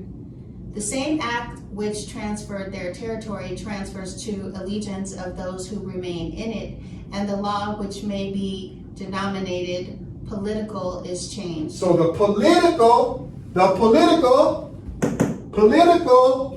is changed. Political what? Political government changed. So who's the new government? United States of America's government. It changed. Because of what? A treaty. What treaty? Treaty of Madrid that your Moorish-American teachers won't tell you about. That Farrakhan won't tell you about. The NAACP won't tell you about. Your HBCU presidents won't tell you about. BET won't even tell you. And they damn sure as hell ain't gonna talk about it during Black History Month. Because nobody wants to educate the Moors of their sovereign rights over the Empire of Morocco. You gotta understand what's happening here. Listen from here. This right to change the political relations of the inhabitants of a ceded territory arises out of the character of those relations as recognized by law of nature and nations. Pause, read it again. This right to change the political relations of the inhabitants. Pause, read it again. This right to change the political relations of the inhabitants. Pause, read it again. This right to change the political relations of the inhabitants. Pause, the political relations changed.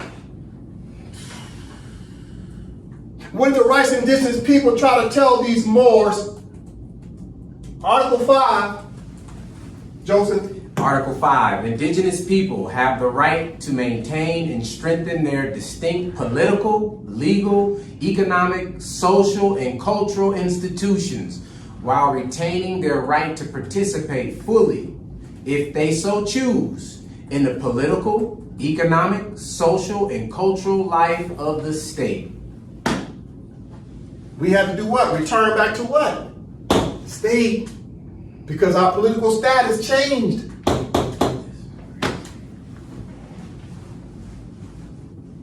It's too easy. But the Moorish-Americans will tell you, the United Nations is the devil. And the whole time they've been trying to tell us the answers to the test. Let's continue. Noah from the top. The same act which transferred their territory transfers the allegiance of those who remain in it, and the law which may be denominated political is changed. American Insurance Company versus Cantor. This right to change the political relations of the inhabitants of a ceded territory arises out of the character of those relations as recognized by the law of nature and nations.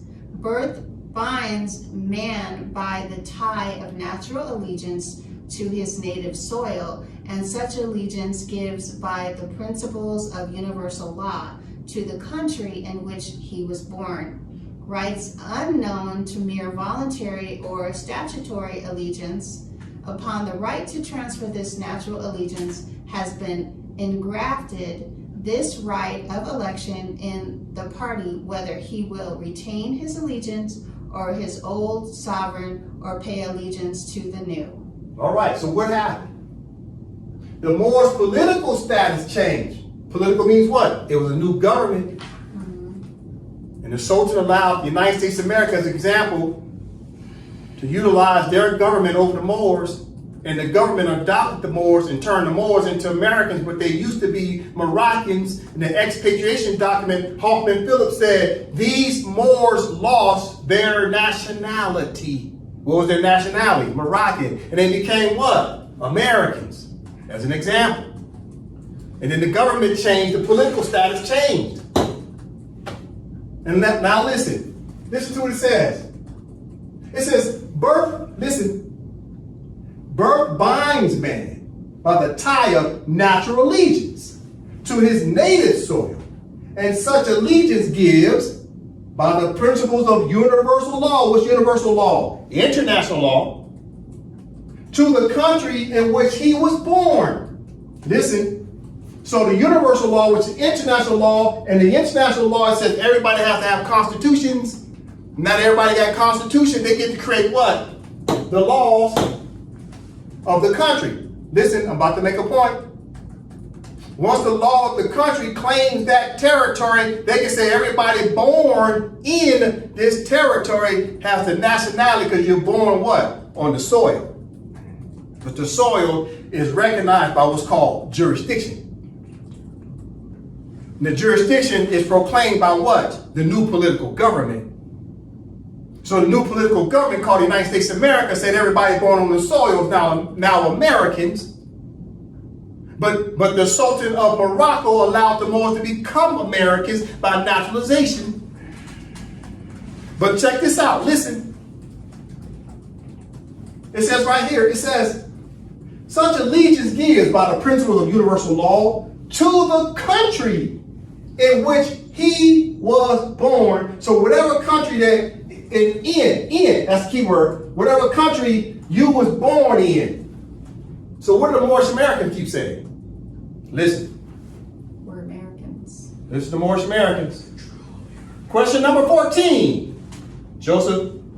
14. Why are we Moorish-Americans? Because we are the descendants of Moroccans and born in America. Read it again. 14. Why are we Moorish-Americans? Because we are the descendants of Moroccans and born in America. So, let's go back to the Expatriation document, 1906, that Moors haven't read. And it says right here, birth binds man by the tie of natural allegiance to his native soil, and such allegiance gives by the principles of universal law to the country in which he was born. So all the Moors were born in a country. They were born in a country. See that? Born. Moors were born. Keep in mind, what's the title of this chapter? What? Naturalization by what? Treaty. So they're talking naturalization. So if you've been born in America, you've been naturalized as Americans because you're born in the jurisdiction of the United States. It's called jurisdiction. So all the Moors turn around in the 101s and said what? Number 14, Joseph. 14. Why are we Moorish-Americans? Because we are the descendants of Moroccans and born in America. So under the expatriation document of 1906, it says these Moors are born in a jurisdiction under a naturalization treaty.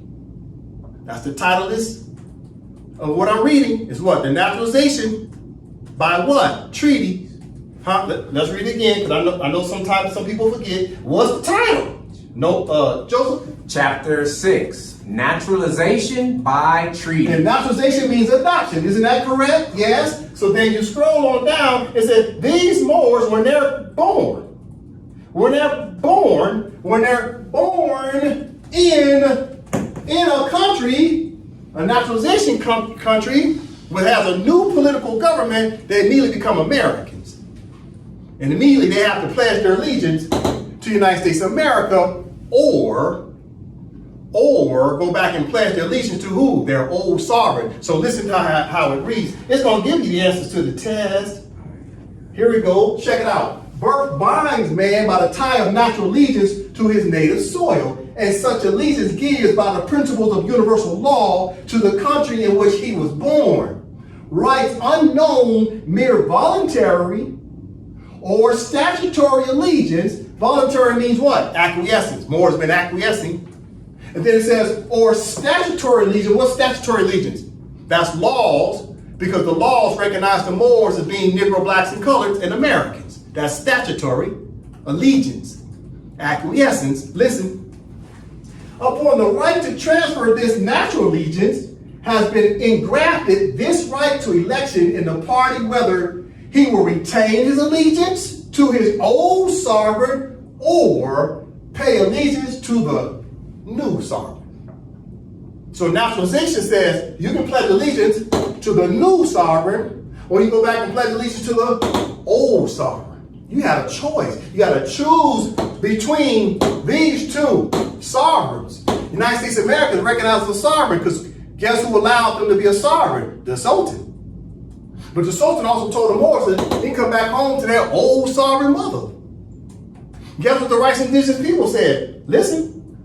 Article 5. Read it, Joseph. Article 5. Indigenous people have the right to maintain and strengthen their distinct political, legal, economic, social, and cultural institutions while retaining their right to participate fully, if they so choose, in the political, economic, social, and cultural life of the state. So you got to choose between, you have to choose between your adopted mother or your biological mother. And both of these are sovereigns. And the rights of indigenous people say you have to choose. So what did the Moors do? They got stuck in the halfway house. They never chose. They never chose. Since they didn't choose what? In Morocco. Therefore, you did not follow the instructions to choose. You did this. You got mad and ran out in the middle of the street like a little child. I'm out of here, Mom. Ran out in the middle of the street like a hobo, little bag in your hand, acting like you're going somewhere. You got stuck right here in the twilight zone. You're supposed to return. You're supposed to complete the journey to come back home. This was the United States is saying in 1906. And then they turn around to rights indigenous people, 2007, they said it to the Moors again. You Moors got a right to choose, but it appears as though you stand naturalized. Then you turn around stupidly and say, we're going to create some tribes. Where the heck is the word tribe in the rights indigenous people? It don't exist. You know what they keep saying? You got to choose what? The state. The state. Not a tribe. The word state is mentioned in the rights indigenous people 41 times. The word political is mentioned 11 times. The word tribe is mentioned 0 times. And it sure as hell don't mention the word temple. Listen, let's continue to read. Nova. The usage of the world is if a nation be not entirely subdued, to consider the holding of conquered territory as a mere military occupation until its fate shall be determined at the treaty of peace. If it be ceded by the treaty, the acquisition is confirmed and the ceded territory becomes a part of the nation to which it is annexed. Pause, read again. Pause. Listen to the words. What has got the Moors annexed? Listen for the word they're saying, where they're deriving. Moors keep saying, what's your delegation of authority? They keep trying to tell you where the United States is deriving their authority. Okay, no, from the top. The usage of the world is if a nation be not entirely subdued, to consider the holding of conquered territory as a mere military occupation until its fate shall be determined at the treaty of peace. So Paul, so first they mention the word treaty. So treaties, the pen is controlling the narrative. Listen, continue. If it be ceded by the treaty. Paul ceded by what? The treaty. Treaty is controlling the narrative. Continue. The acquisition is confirmed and the ceded territory becomes a part of the nation to which it is annexed, either on the terms stipulated in the treaty. So it mentions stipulated what? In the treaty. So the terms are stipulated in what? Treaty. But Moors don't read treaties. The Expatriation document of 1906, page 459 and 460, soon as you start reading, it said the Moors and the colonists had several treaties. The Moors only been reading one treaty. But it's the treaty that got Moors colonized and naturalized. You got to see what's happening. Okay, from here. If it be ceded by the treaty, the acquisition is confirmed and the ceded territory becomes a part of the nation to which it is annexed, either on the terms stipulated in the treaty of cession or on such as its new master shall impose. So who's the new master? Who's the new master? Who became the new master because of these naturalization treaties? It became, United States of America became the new master because of the treaty. It became what? Your adopted mother. That's a new master. You became a ward of the state. But you had a treaty right to return to what? Your biological mother. Because that's the aboriginal de jure master. So who oversees the Empire of Morocco? Okay, let's go to 101. You want to talk masters or such as new master? Master? Let's talk master. Let's talk master. Okay. Let's go to 101s. Let's go to number 34. Who is the master? Okay. The Moors know the answer to the test. Okay. Joseph, 34. 34. What is the title given to our ruler in Morocco? Sultan. Read again. 34. What is the title given to our ruler in Morocco? Sultan. So that's the ruler, i.e. that's the master of what? Empire Morocco. Okay, well, who's the master of the halfway house? Nobody. There's no head of state because these people are what? Stateless. There is no head of state. There is no master. This is why they call people sovereign citizens, because everybody's running around calling themselves the master. Islam. I self-law am master. It's too easy. But the treaties say, who is the masters? Your adopted mother's a master, Empire Morocco's a master, but the United States got a head of government, not head of state. Joe Biden, in the year 2024, August 2024, the United States of America does not have a head of state. They have a head of what? Government. There is no head of state of the United States of America, but there is a head of government of the United States federal government that's an intergovernmental organization on behalf of the United States of America. So over here, who's the master? Where's the head of government in August 2024? It's Joe Biden. Well, who's the master for the Empire Morocco? That's the question. Okay, let me talk to you. I'll tell you the answer, since the question is what? What's the question, Joseph? 34. What is the title given to our ruler in Morocco? Sultan. Okay. Bam. There he is. It's Abdul Smith Al-Kabir. Abdul Smith Al-Kabir is the ruler of what? Empire Morocco. Not the Kingdom of Morocco, and certainly not the Sultan of the halfway house. Abdul Smith Kabir, Empire Morocco. Abdul Smith Al-Kabir has been elected Sultan by the people on May 12, 2024. You see that? There's a new master in place.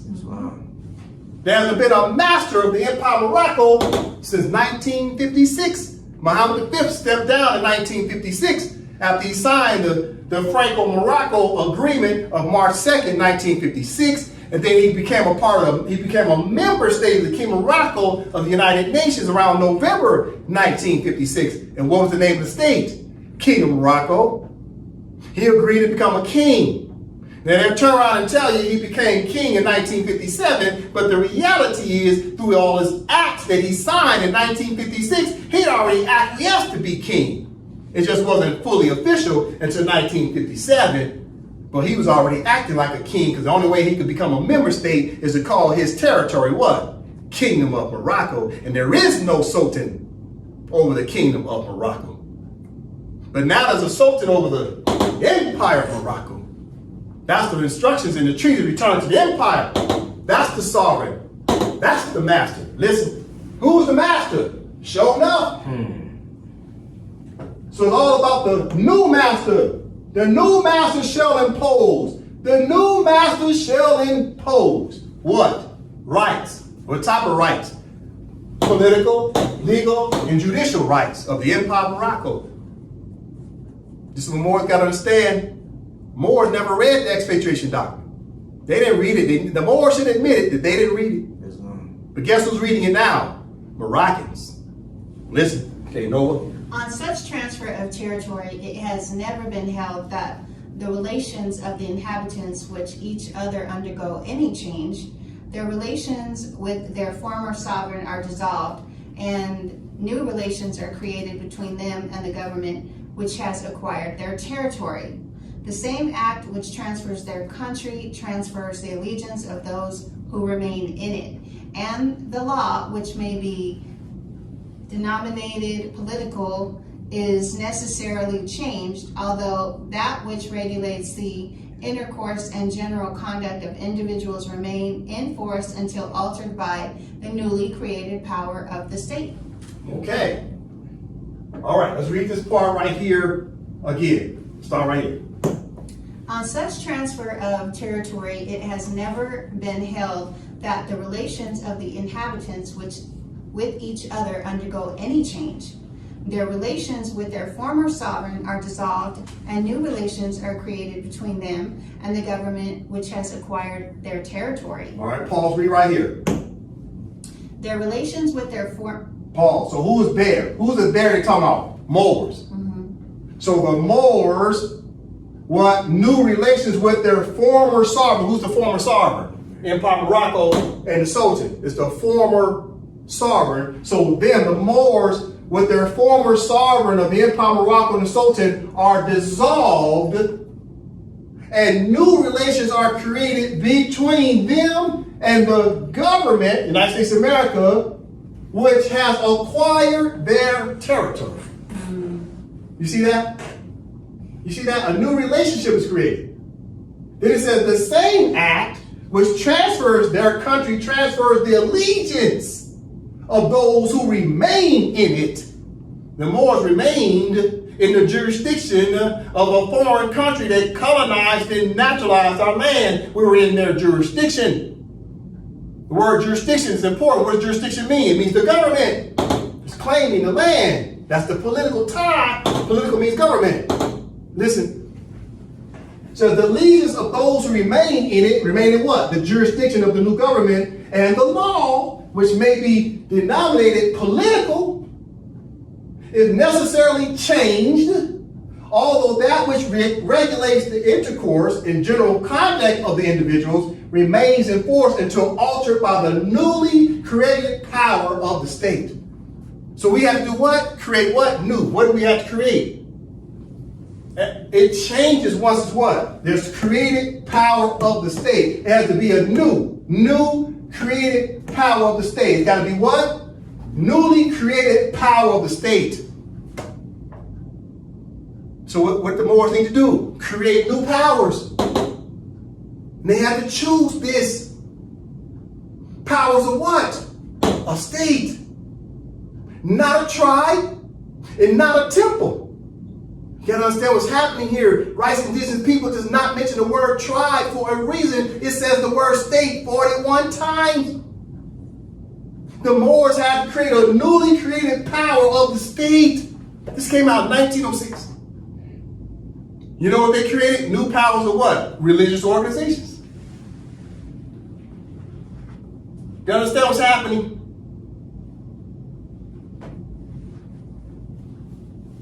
Listen. No. The question as to the status of peoples residing in territory ceded to us has arisen in connection with almost every treaty that we have made. The more important ones are collected below. For decisions under the treaty with England of 1783. Pause. All right, so we're going to skip over all this. Okay? We'll go right here because they've mentioned a bunch of treaties. Okay, right here. Okay. The cases show clearly that the time at which inhabitants become citizens of the United States is acquired territory is a matter for specification in the treaty. For instance, it appears that in the Treaty of 1819, the rights of citizenship were conferred upon the inhabitants of the ceded territory of Florida before the territory was admitted as a state of the Union. All right, pause. Let's pick it up right here. But the two cases already cited, Du Bois' case of 1812 on the 2nd Mart 185 and United States versus Laverty 1813 3 Mart 736 show that under this latter treaty, the inhabitants before the admission of the territory of New Orleans as the state of Louisiana were considered as citizens of the territory of New Orleans, as who were made citizens of the United States by admission into the Union. The case of Henri Harold Supra presented a rather interesting state of facts, for it appeared there that the party who was an inhabitant of the territory of New Orleans moved from that territory to Pennsylvania in 1811, and it was not shown whether the removal was before or after the admission of the territory as a state. The court held, however, that the inhabitant was a citizen of the United States. So Paul, so the United States is claiming the inhabitants as being citizens. But how? It's because they signed treaties with who? The Sultan. Keep in mind, the Sultan's in office, right? The Sultan isn't necessarily a human being, but it's the human being controlling the pen of the office. You see? So the Sultan signed treaties with 12 signatory powers, i.e. the European states, and the European states was able to turn the Moors into citizens of each of the territories. So the Moors overnight became what? Americans, Canadians, British, Polish, Russian, Italian, Portuguese, Spaniard, German, whatever, you name it. The 12 signatory powers was able to turn the Moors into the nationality of the adopted mother state. Listen, continue. The same question has been and is still much discussed as to the status of the peoples in Puerto Rico and the Philippines under the Treaty of 1900. But there has been no decision of the question. This question has been sufficiently discussed in Part 1, Chapter 1, Section 1 of D. The Treaty of 1848 seems to have a conferred citizenship upon all of the inhabitants of the ceded territory who did not, within a specified time, declare their intention to retain their Mexican citizenship, though it has been held that they were not entitled to all the privileges of citizens of the United States until the ceded territory was incorporated into a state. People versus De La Guerra, Supra. Treaties have been given the rights of citizens or the right to elect to become a citizen to persons who, under our own naturalization laws, might not be naturalized. For example, the Treaty of 1848 provided that Indians who were citizens of Mexico might become citizens of the United States. In regarding Rodriguez Supra, United States versus Lucero Supra, United States, San Esteban, and C, as to the status of a free Negro inhabitant of the ceded territory of Florida under the Treaty of 1890, Tanis versus St. Croix Supra. As already suggested, treaties usually provide, in effect, that the inhabitants of the ceded territory have a certain time within which to elect to retain their old allegiance. If they do not signify properly the intention within the time specified, they are then considered citizens of the United States. Pause, read the highlighted area again. If they do not signify properly the intention within the time specified, they are then considered citizens of the United States. So the Moors were not citizens of the United States. Keep in mind, Dred Scott was not a citizen.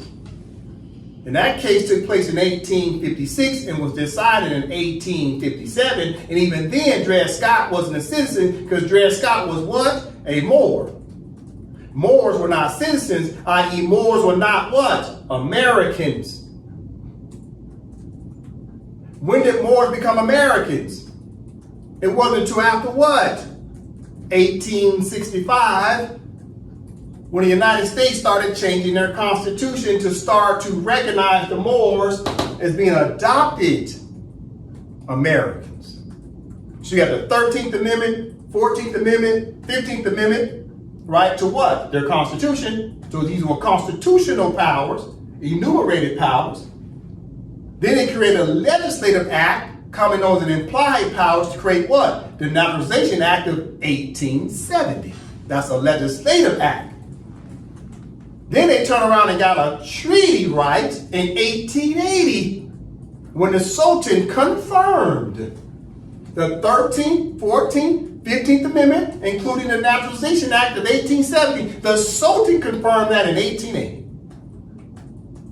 And all the Moors became naturalized, lawfully and legally.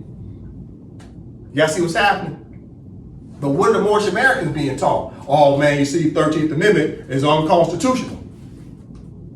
Well, guess who confirmed the 13th, 14th, and 15th Amendment? It was the Sultan of Morocco. And guess who the Moors say that their leader is? Okay, I'm listening. 34. 34. What is the title given to our ruler in Morocco? Sultan. So your ruler, our ruler, decided that it would be proper for Moors to be naturalized. And the Moors turned around and created this false argument that we were not supposed to be citizens. And the Moors run around and tell you, oh, we don't recognize the 13th, 14th, and 15th Amendment because it's unconstitutional. When the reality is the Sultan agreed and consented by treaty, and treaty supreme law of the land. So why aren't the Grand Sheiks telling the Moors about the Treaty of Madrid of 1880 that confirmed the 13th, 14th, and 15th Amendment, including the Naturalization Act of 1870? It was all confirmed and validated. Why aren't they telling them? If they're saying that the ruler is the Sultan, now you understand why Moorish-Americans never talk about the Sultan. It's in their one-on-ones, but you'll never hear them talk about the Sultan. You know who now is their so-called new ruler? It's Grand Sheiks. Grand Sheiks don't want to talk about the Sultan. Self-grandizement. They want to be the ruler. So they got all the Moors stuck right here. Grand Sheiks are the rulers of the halfway house. You see? Because if they let you get back to Morocco, Grand Sheiks lose all their power. You see what's happening? And right now, all of them making money. Grand Sheiks making money off of what? Tithing. The Moorish-American civic movement making money off what? Selling fictitious books. Charging you at the door, $20 at the door. $125 at the door. $175 at the halfway house door. Then as soon as you walk in, they turn around and tell you, your liberation can be found in this book I wrote, brother. Then they start selling you bean pies in the form of books. They start selling you CDs and pins and medallions. As soon as you walk in, it becomes a swap meet. Only thing they're doing is baiting Moors to come to these events so they can get you to pay at the door, and then when you get inside, you pay some more. All while everybody's stuck in the halfway house. And this is why they don't talk about the Sultan. You see? We've been sold out. All right, expatriation document. Okay, another chapter. Oh, chapter 7. Okay, Moors love the number 7. But did they read chapter 7? No. From the top, no. Chapter 7, Naturalization by Conquest. Pause. Okay, the chapter 6 is about what? Naturalization by what? Treaty. Chapter 7 is naturalization by what? Conquest. What's that called? Use of force. So the Moors were conquered first on the colonialism. Once the Moors were colonized, then the Sultan turned around and agreed through a treaty to let the Moors be what? Naturalized. Because the Moors wasn't running governments no more. So the Sultan needed somebody to try to at least collect the taxes. So he let the United States naturalize the Moors. That way the Moors would turn around and also have to pay taxes to who? The new master, which is their adopted mothers, their mother's house. Their adopted mother's house, they have to pay taxes to who? The sovereign. Who's the sovereign? United States of America, as long as you still adopted. You got to pay taxes to the sovereign. And this is what the Sultan agreed to. And guess who's doing a good job of collecting taxes? The United States of America through the IRS. Keep in mind, the IRS is just a bill collection agency. The IRS is not the government. The government is the House of Representatives and the Senate. That's the government. The IRS is a bill collections agency. It's a middleman to collect the debt. The Moors now set up their free branches of government so they could create their own IRS to collect the taxes. So the Sultan's like, man, these Moors, they ain't running the government no more, so I need to get my money. I'm going to let these Europeans collect the taxes. So they're real good at collecting taxes. So the Moors are sitting around rolling up Swishers. Swisher sweets. However you say it. They wasn't collecting taxes. Okay. All right. So listen. What's the title again, Nova? Naturalization by Conquest. Chapter 7. Okay. Let's read it. I know it's getting late, but let's read. The title by conquest is acquired and maintained by force. The conqueror prescribes its limits. Humanity, however, acting on public opinion, has established as a general rule that the conquered shall not be, Warren, what does it say? wantonly oppressed, and that their condition shall remain as eligible as is compatible with the objects of the conquest. Most usually they are incorporated with the victorious nation and become subjects or citizens of the government with which they are connected. The new and old members of the society mingle with each other. The distinction between them is gradually lost, and they make one people. Pause. So the Moors slowly but surely assimilation into becoming and taking up the culture of the United States. Right? This is why Noble Drawley said what? The problem is what? The problem is we started thinking like the colonists until Noble Drawley started dropping it. We started thinking like the colonists. You see? We forgot where we came from. Okay, go right here. Where this incorporation is practicable, humanity demands, and a wise policy requires that the rights of the conquered to properly should remain unimpaired, that the new subject should be governed as equitably as the old, and that confidence in their security should gradually banish the painful sense of being separated from their ancient connections and united by force to strangers. Paul. Read it again. 1906 Expatriation document. The Moors told me about this in 2018, but they didn't read it. From here.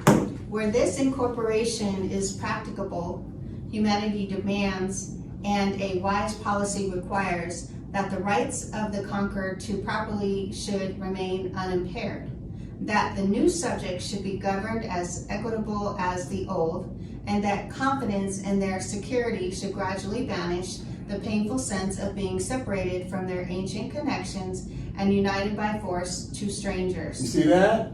They talking about Moors. Moors have to just, it's painful disconnection from your land.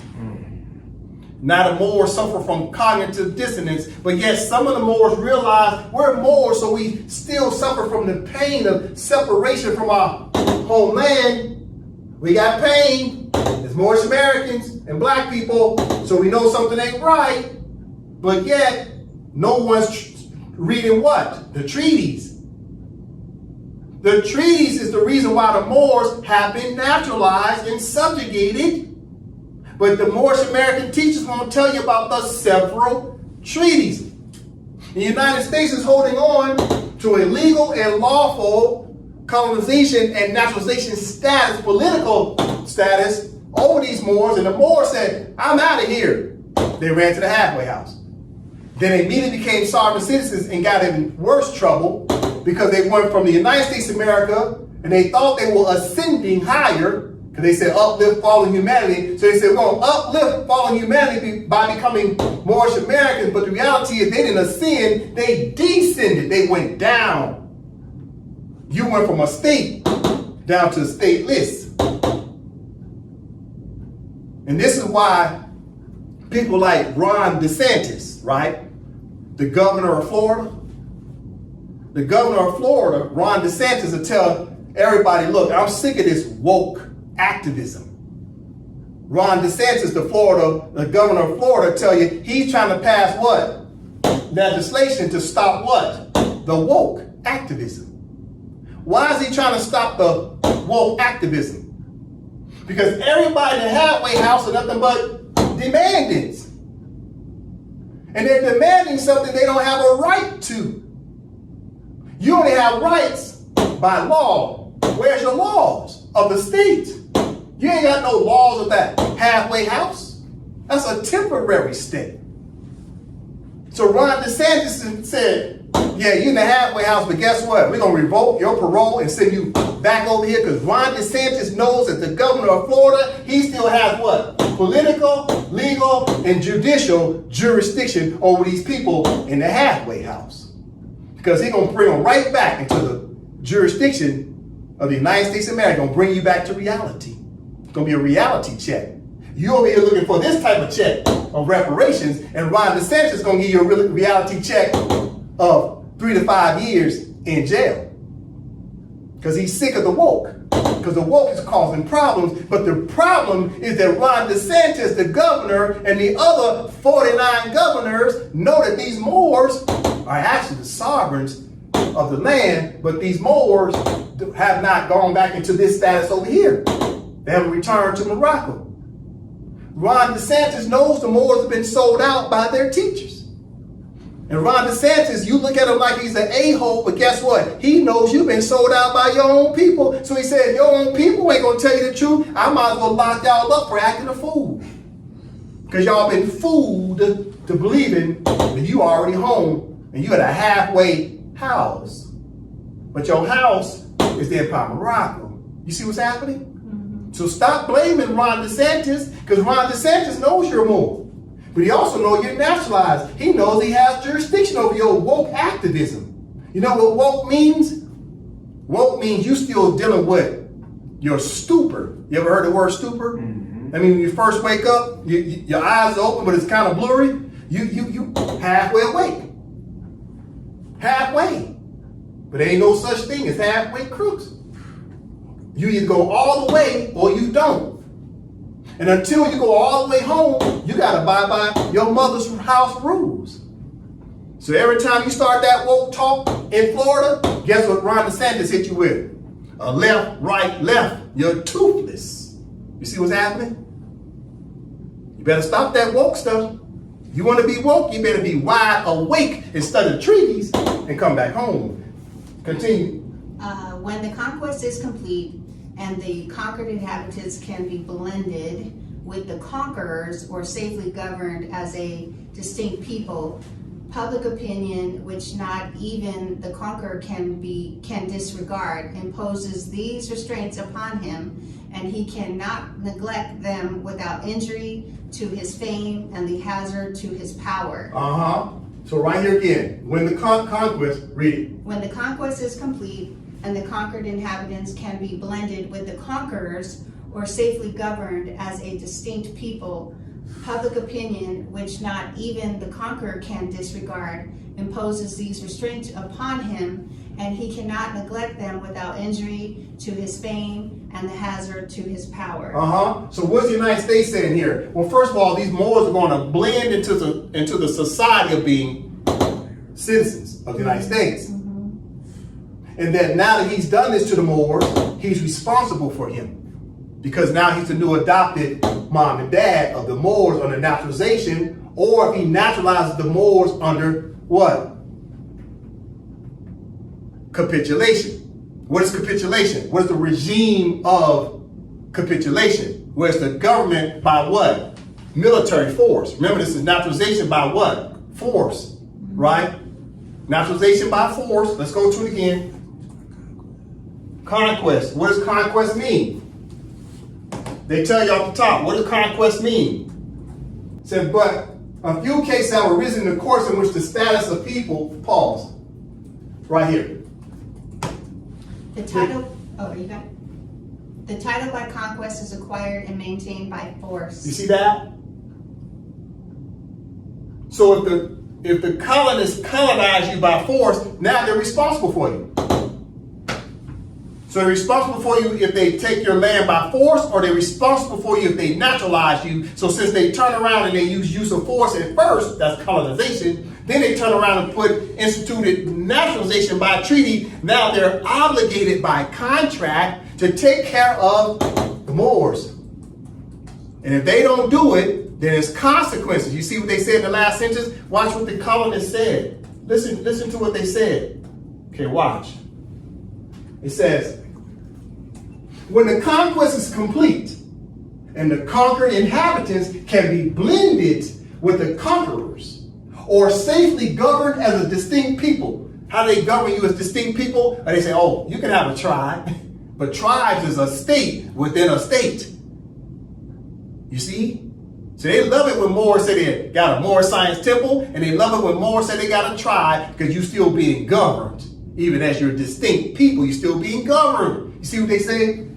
They say, when the conquest is complete and the conquered inhabitants can be blended with the conquerors or safely governed as a distinct people, public opinion, which not even a conqueror can disregard, imposes these restraints upon him. So he got restraints upon who? The conqueror, United States of America, got some restraints.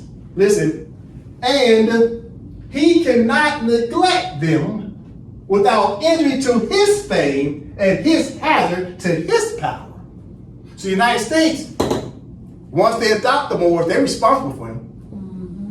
It would hurt his fame and his power if he doesn't take care of the Moors. He got to feed and water them every day like a pet, you see? Now, I'm not trying to say Moors are pets, but what I'm saying is the Moors are wards of the state. It's like you go to prison. That prison is responsible for what? Your well-being. And they got to give you 3 square meals and shelter. They're responsible for your well-being, even though you're in jail. You see? Listen, Nola.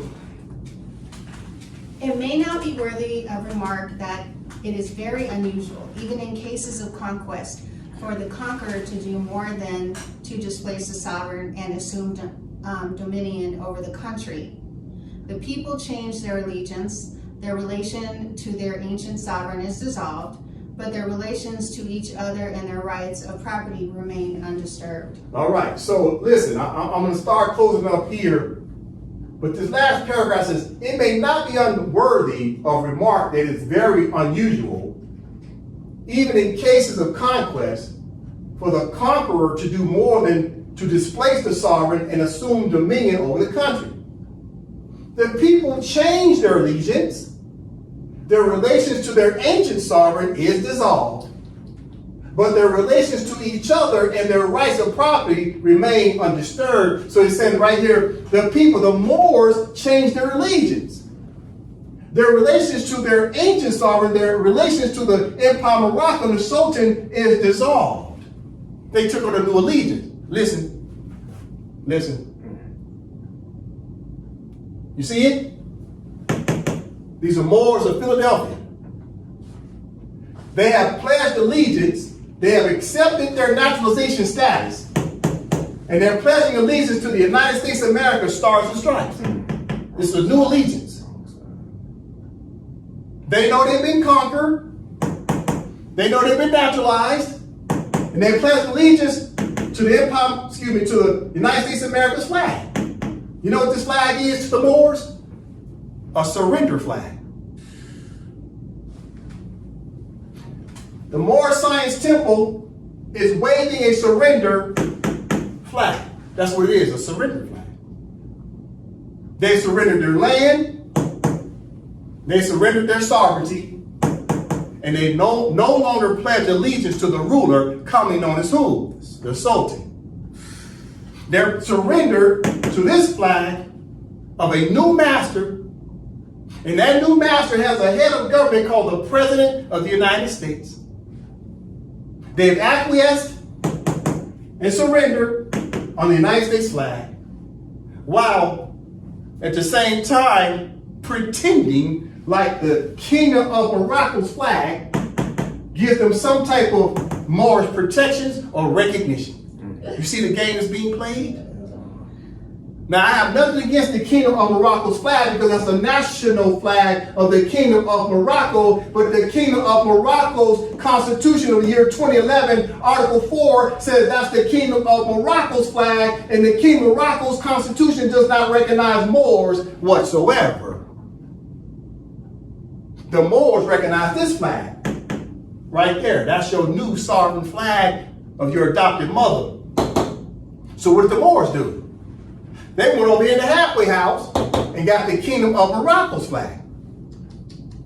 But the Kingdom of Morocco's flag doesn't recognize Moors that's in the halfway house. So the Moors turn around, the Moors have to turn around and do what? Pledge allegiance to what? The Empire of Morocco and its new Sultan. And pledge allegiance to the Empire of Morocco's flag, right? That's the Empire of Morocco's flag. That's the new master flag. Because we got a new master ruler. Who is the new master ruler? That is the Sultan. Here he is, Abdul Smith Al-Kabir, the new Sultan. He was elected. by referendum. What's a referendum? When the people vote. What people? Moroccans. Which Moroccans? The ones who got out of the halfway house and continue with the journey into the Empire of Morocco. And when we got to the Empire of Morocco, we reinstated a sultan. We're no longer waving a surrender flag. Go back to it. We're no longer waving a surrender flag. And we're no longer faking it. Stop faking. This is a halfway house flag. It's a halfway house flag. King Morocco's flag is a halfway house flag. It don't recognize Moors whatsoever. The Moorish-Americans have to stop faking it. We have been faking it for one or two reasons, if not three reasons. The number one reason is why. We was just simply ignorant. We was uninformed. That's the number one reason why. 9 out of 10 Moors are just simply uninformed, i.e. ignorant to the truth. What's the second reason why? Well, it's because we want to be happy with being Moorish-Americans, right? Because we think we already fixed the problem, and we want to blame it on the colonists for not respecting the halfway house status. Not understanding that we went from being what? Uninformed to now being what? Misinformed. Misinformed. And what's the last reason why we haven't fixed it? Well, it's called desire. A lot of the Moors don't have a desire to rise any higher than where they are right here. So the Grand Sheiks are blocking the flow of information because they don't want you to rise any higher and start recognizing the Sultan, because then these Grand Sheiks, chances are, ain't gonna have no more power to control the narrative. So right here it's called ignorance, right? Right? Right. Over here it's called what? Misinformed. Misinformed. Uninformed, misinformed, and then what? People lack the desire to rise any higher to return to Morocco. This is the problem. So we continue to pledge our allegiance to adopted mother. And the Sultan said, as long as y'all stay over there as Americans, ain't nothing the Sultan can do about it. The Sultan cannot help you if you continue to wave a surrender flag. The Sultan can't help you if you recognize the flag of a king of the kingdom of Morocco. You said your ruler is a sultan. Your ruler is not a king. That's question number 34. You said sultan, didn't you? Did you say our ruler? This is what Moors got to understand. So as I start to close out, we got to stop surrendering. This is blasphemy. However, the Treaty of Madrid, Article 15, said the Moors had a right to choose. But the problem is, you got to choose to stay over here as a citizen of the United States of America 100%, or choose to be a Moroccan national 100%. But what's happening is, this is an image of a hybrid in the middle, and that's a violation of the treaty. If you're going to surrender, then stop waving a Moroccan flag. If you're going to surrender, stop wearing a fez. If you're going to surrender, stop talking about Noble Drew Ali, because Noble Drew Ali said he's Moroccan. And all the Moroccans are coming home and getting out of the halfway house. Because the halfway house was for adjectives of Moorish-Americans to return to be nouns to be Moroccans. We're going to pledge our allegiance to the Empire of Morocco. That must be understood, all right? So I appreciate all the Moors. I know I took up a lot of time this evening. Keep going. But the reality is this. The United States of America and the other European states have already signed the treaties and agreed that the Moors could decolonize whenever they want, and they can restore their political, legal, and judicial institutions. Legally. I ain't with that. Islam.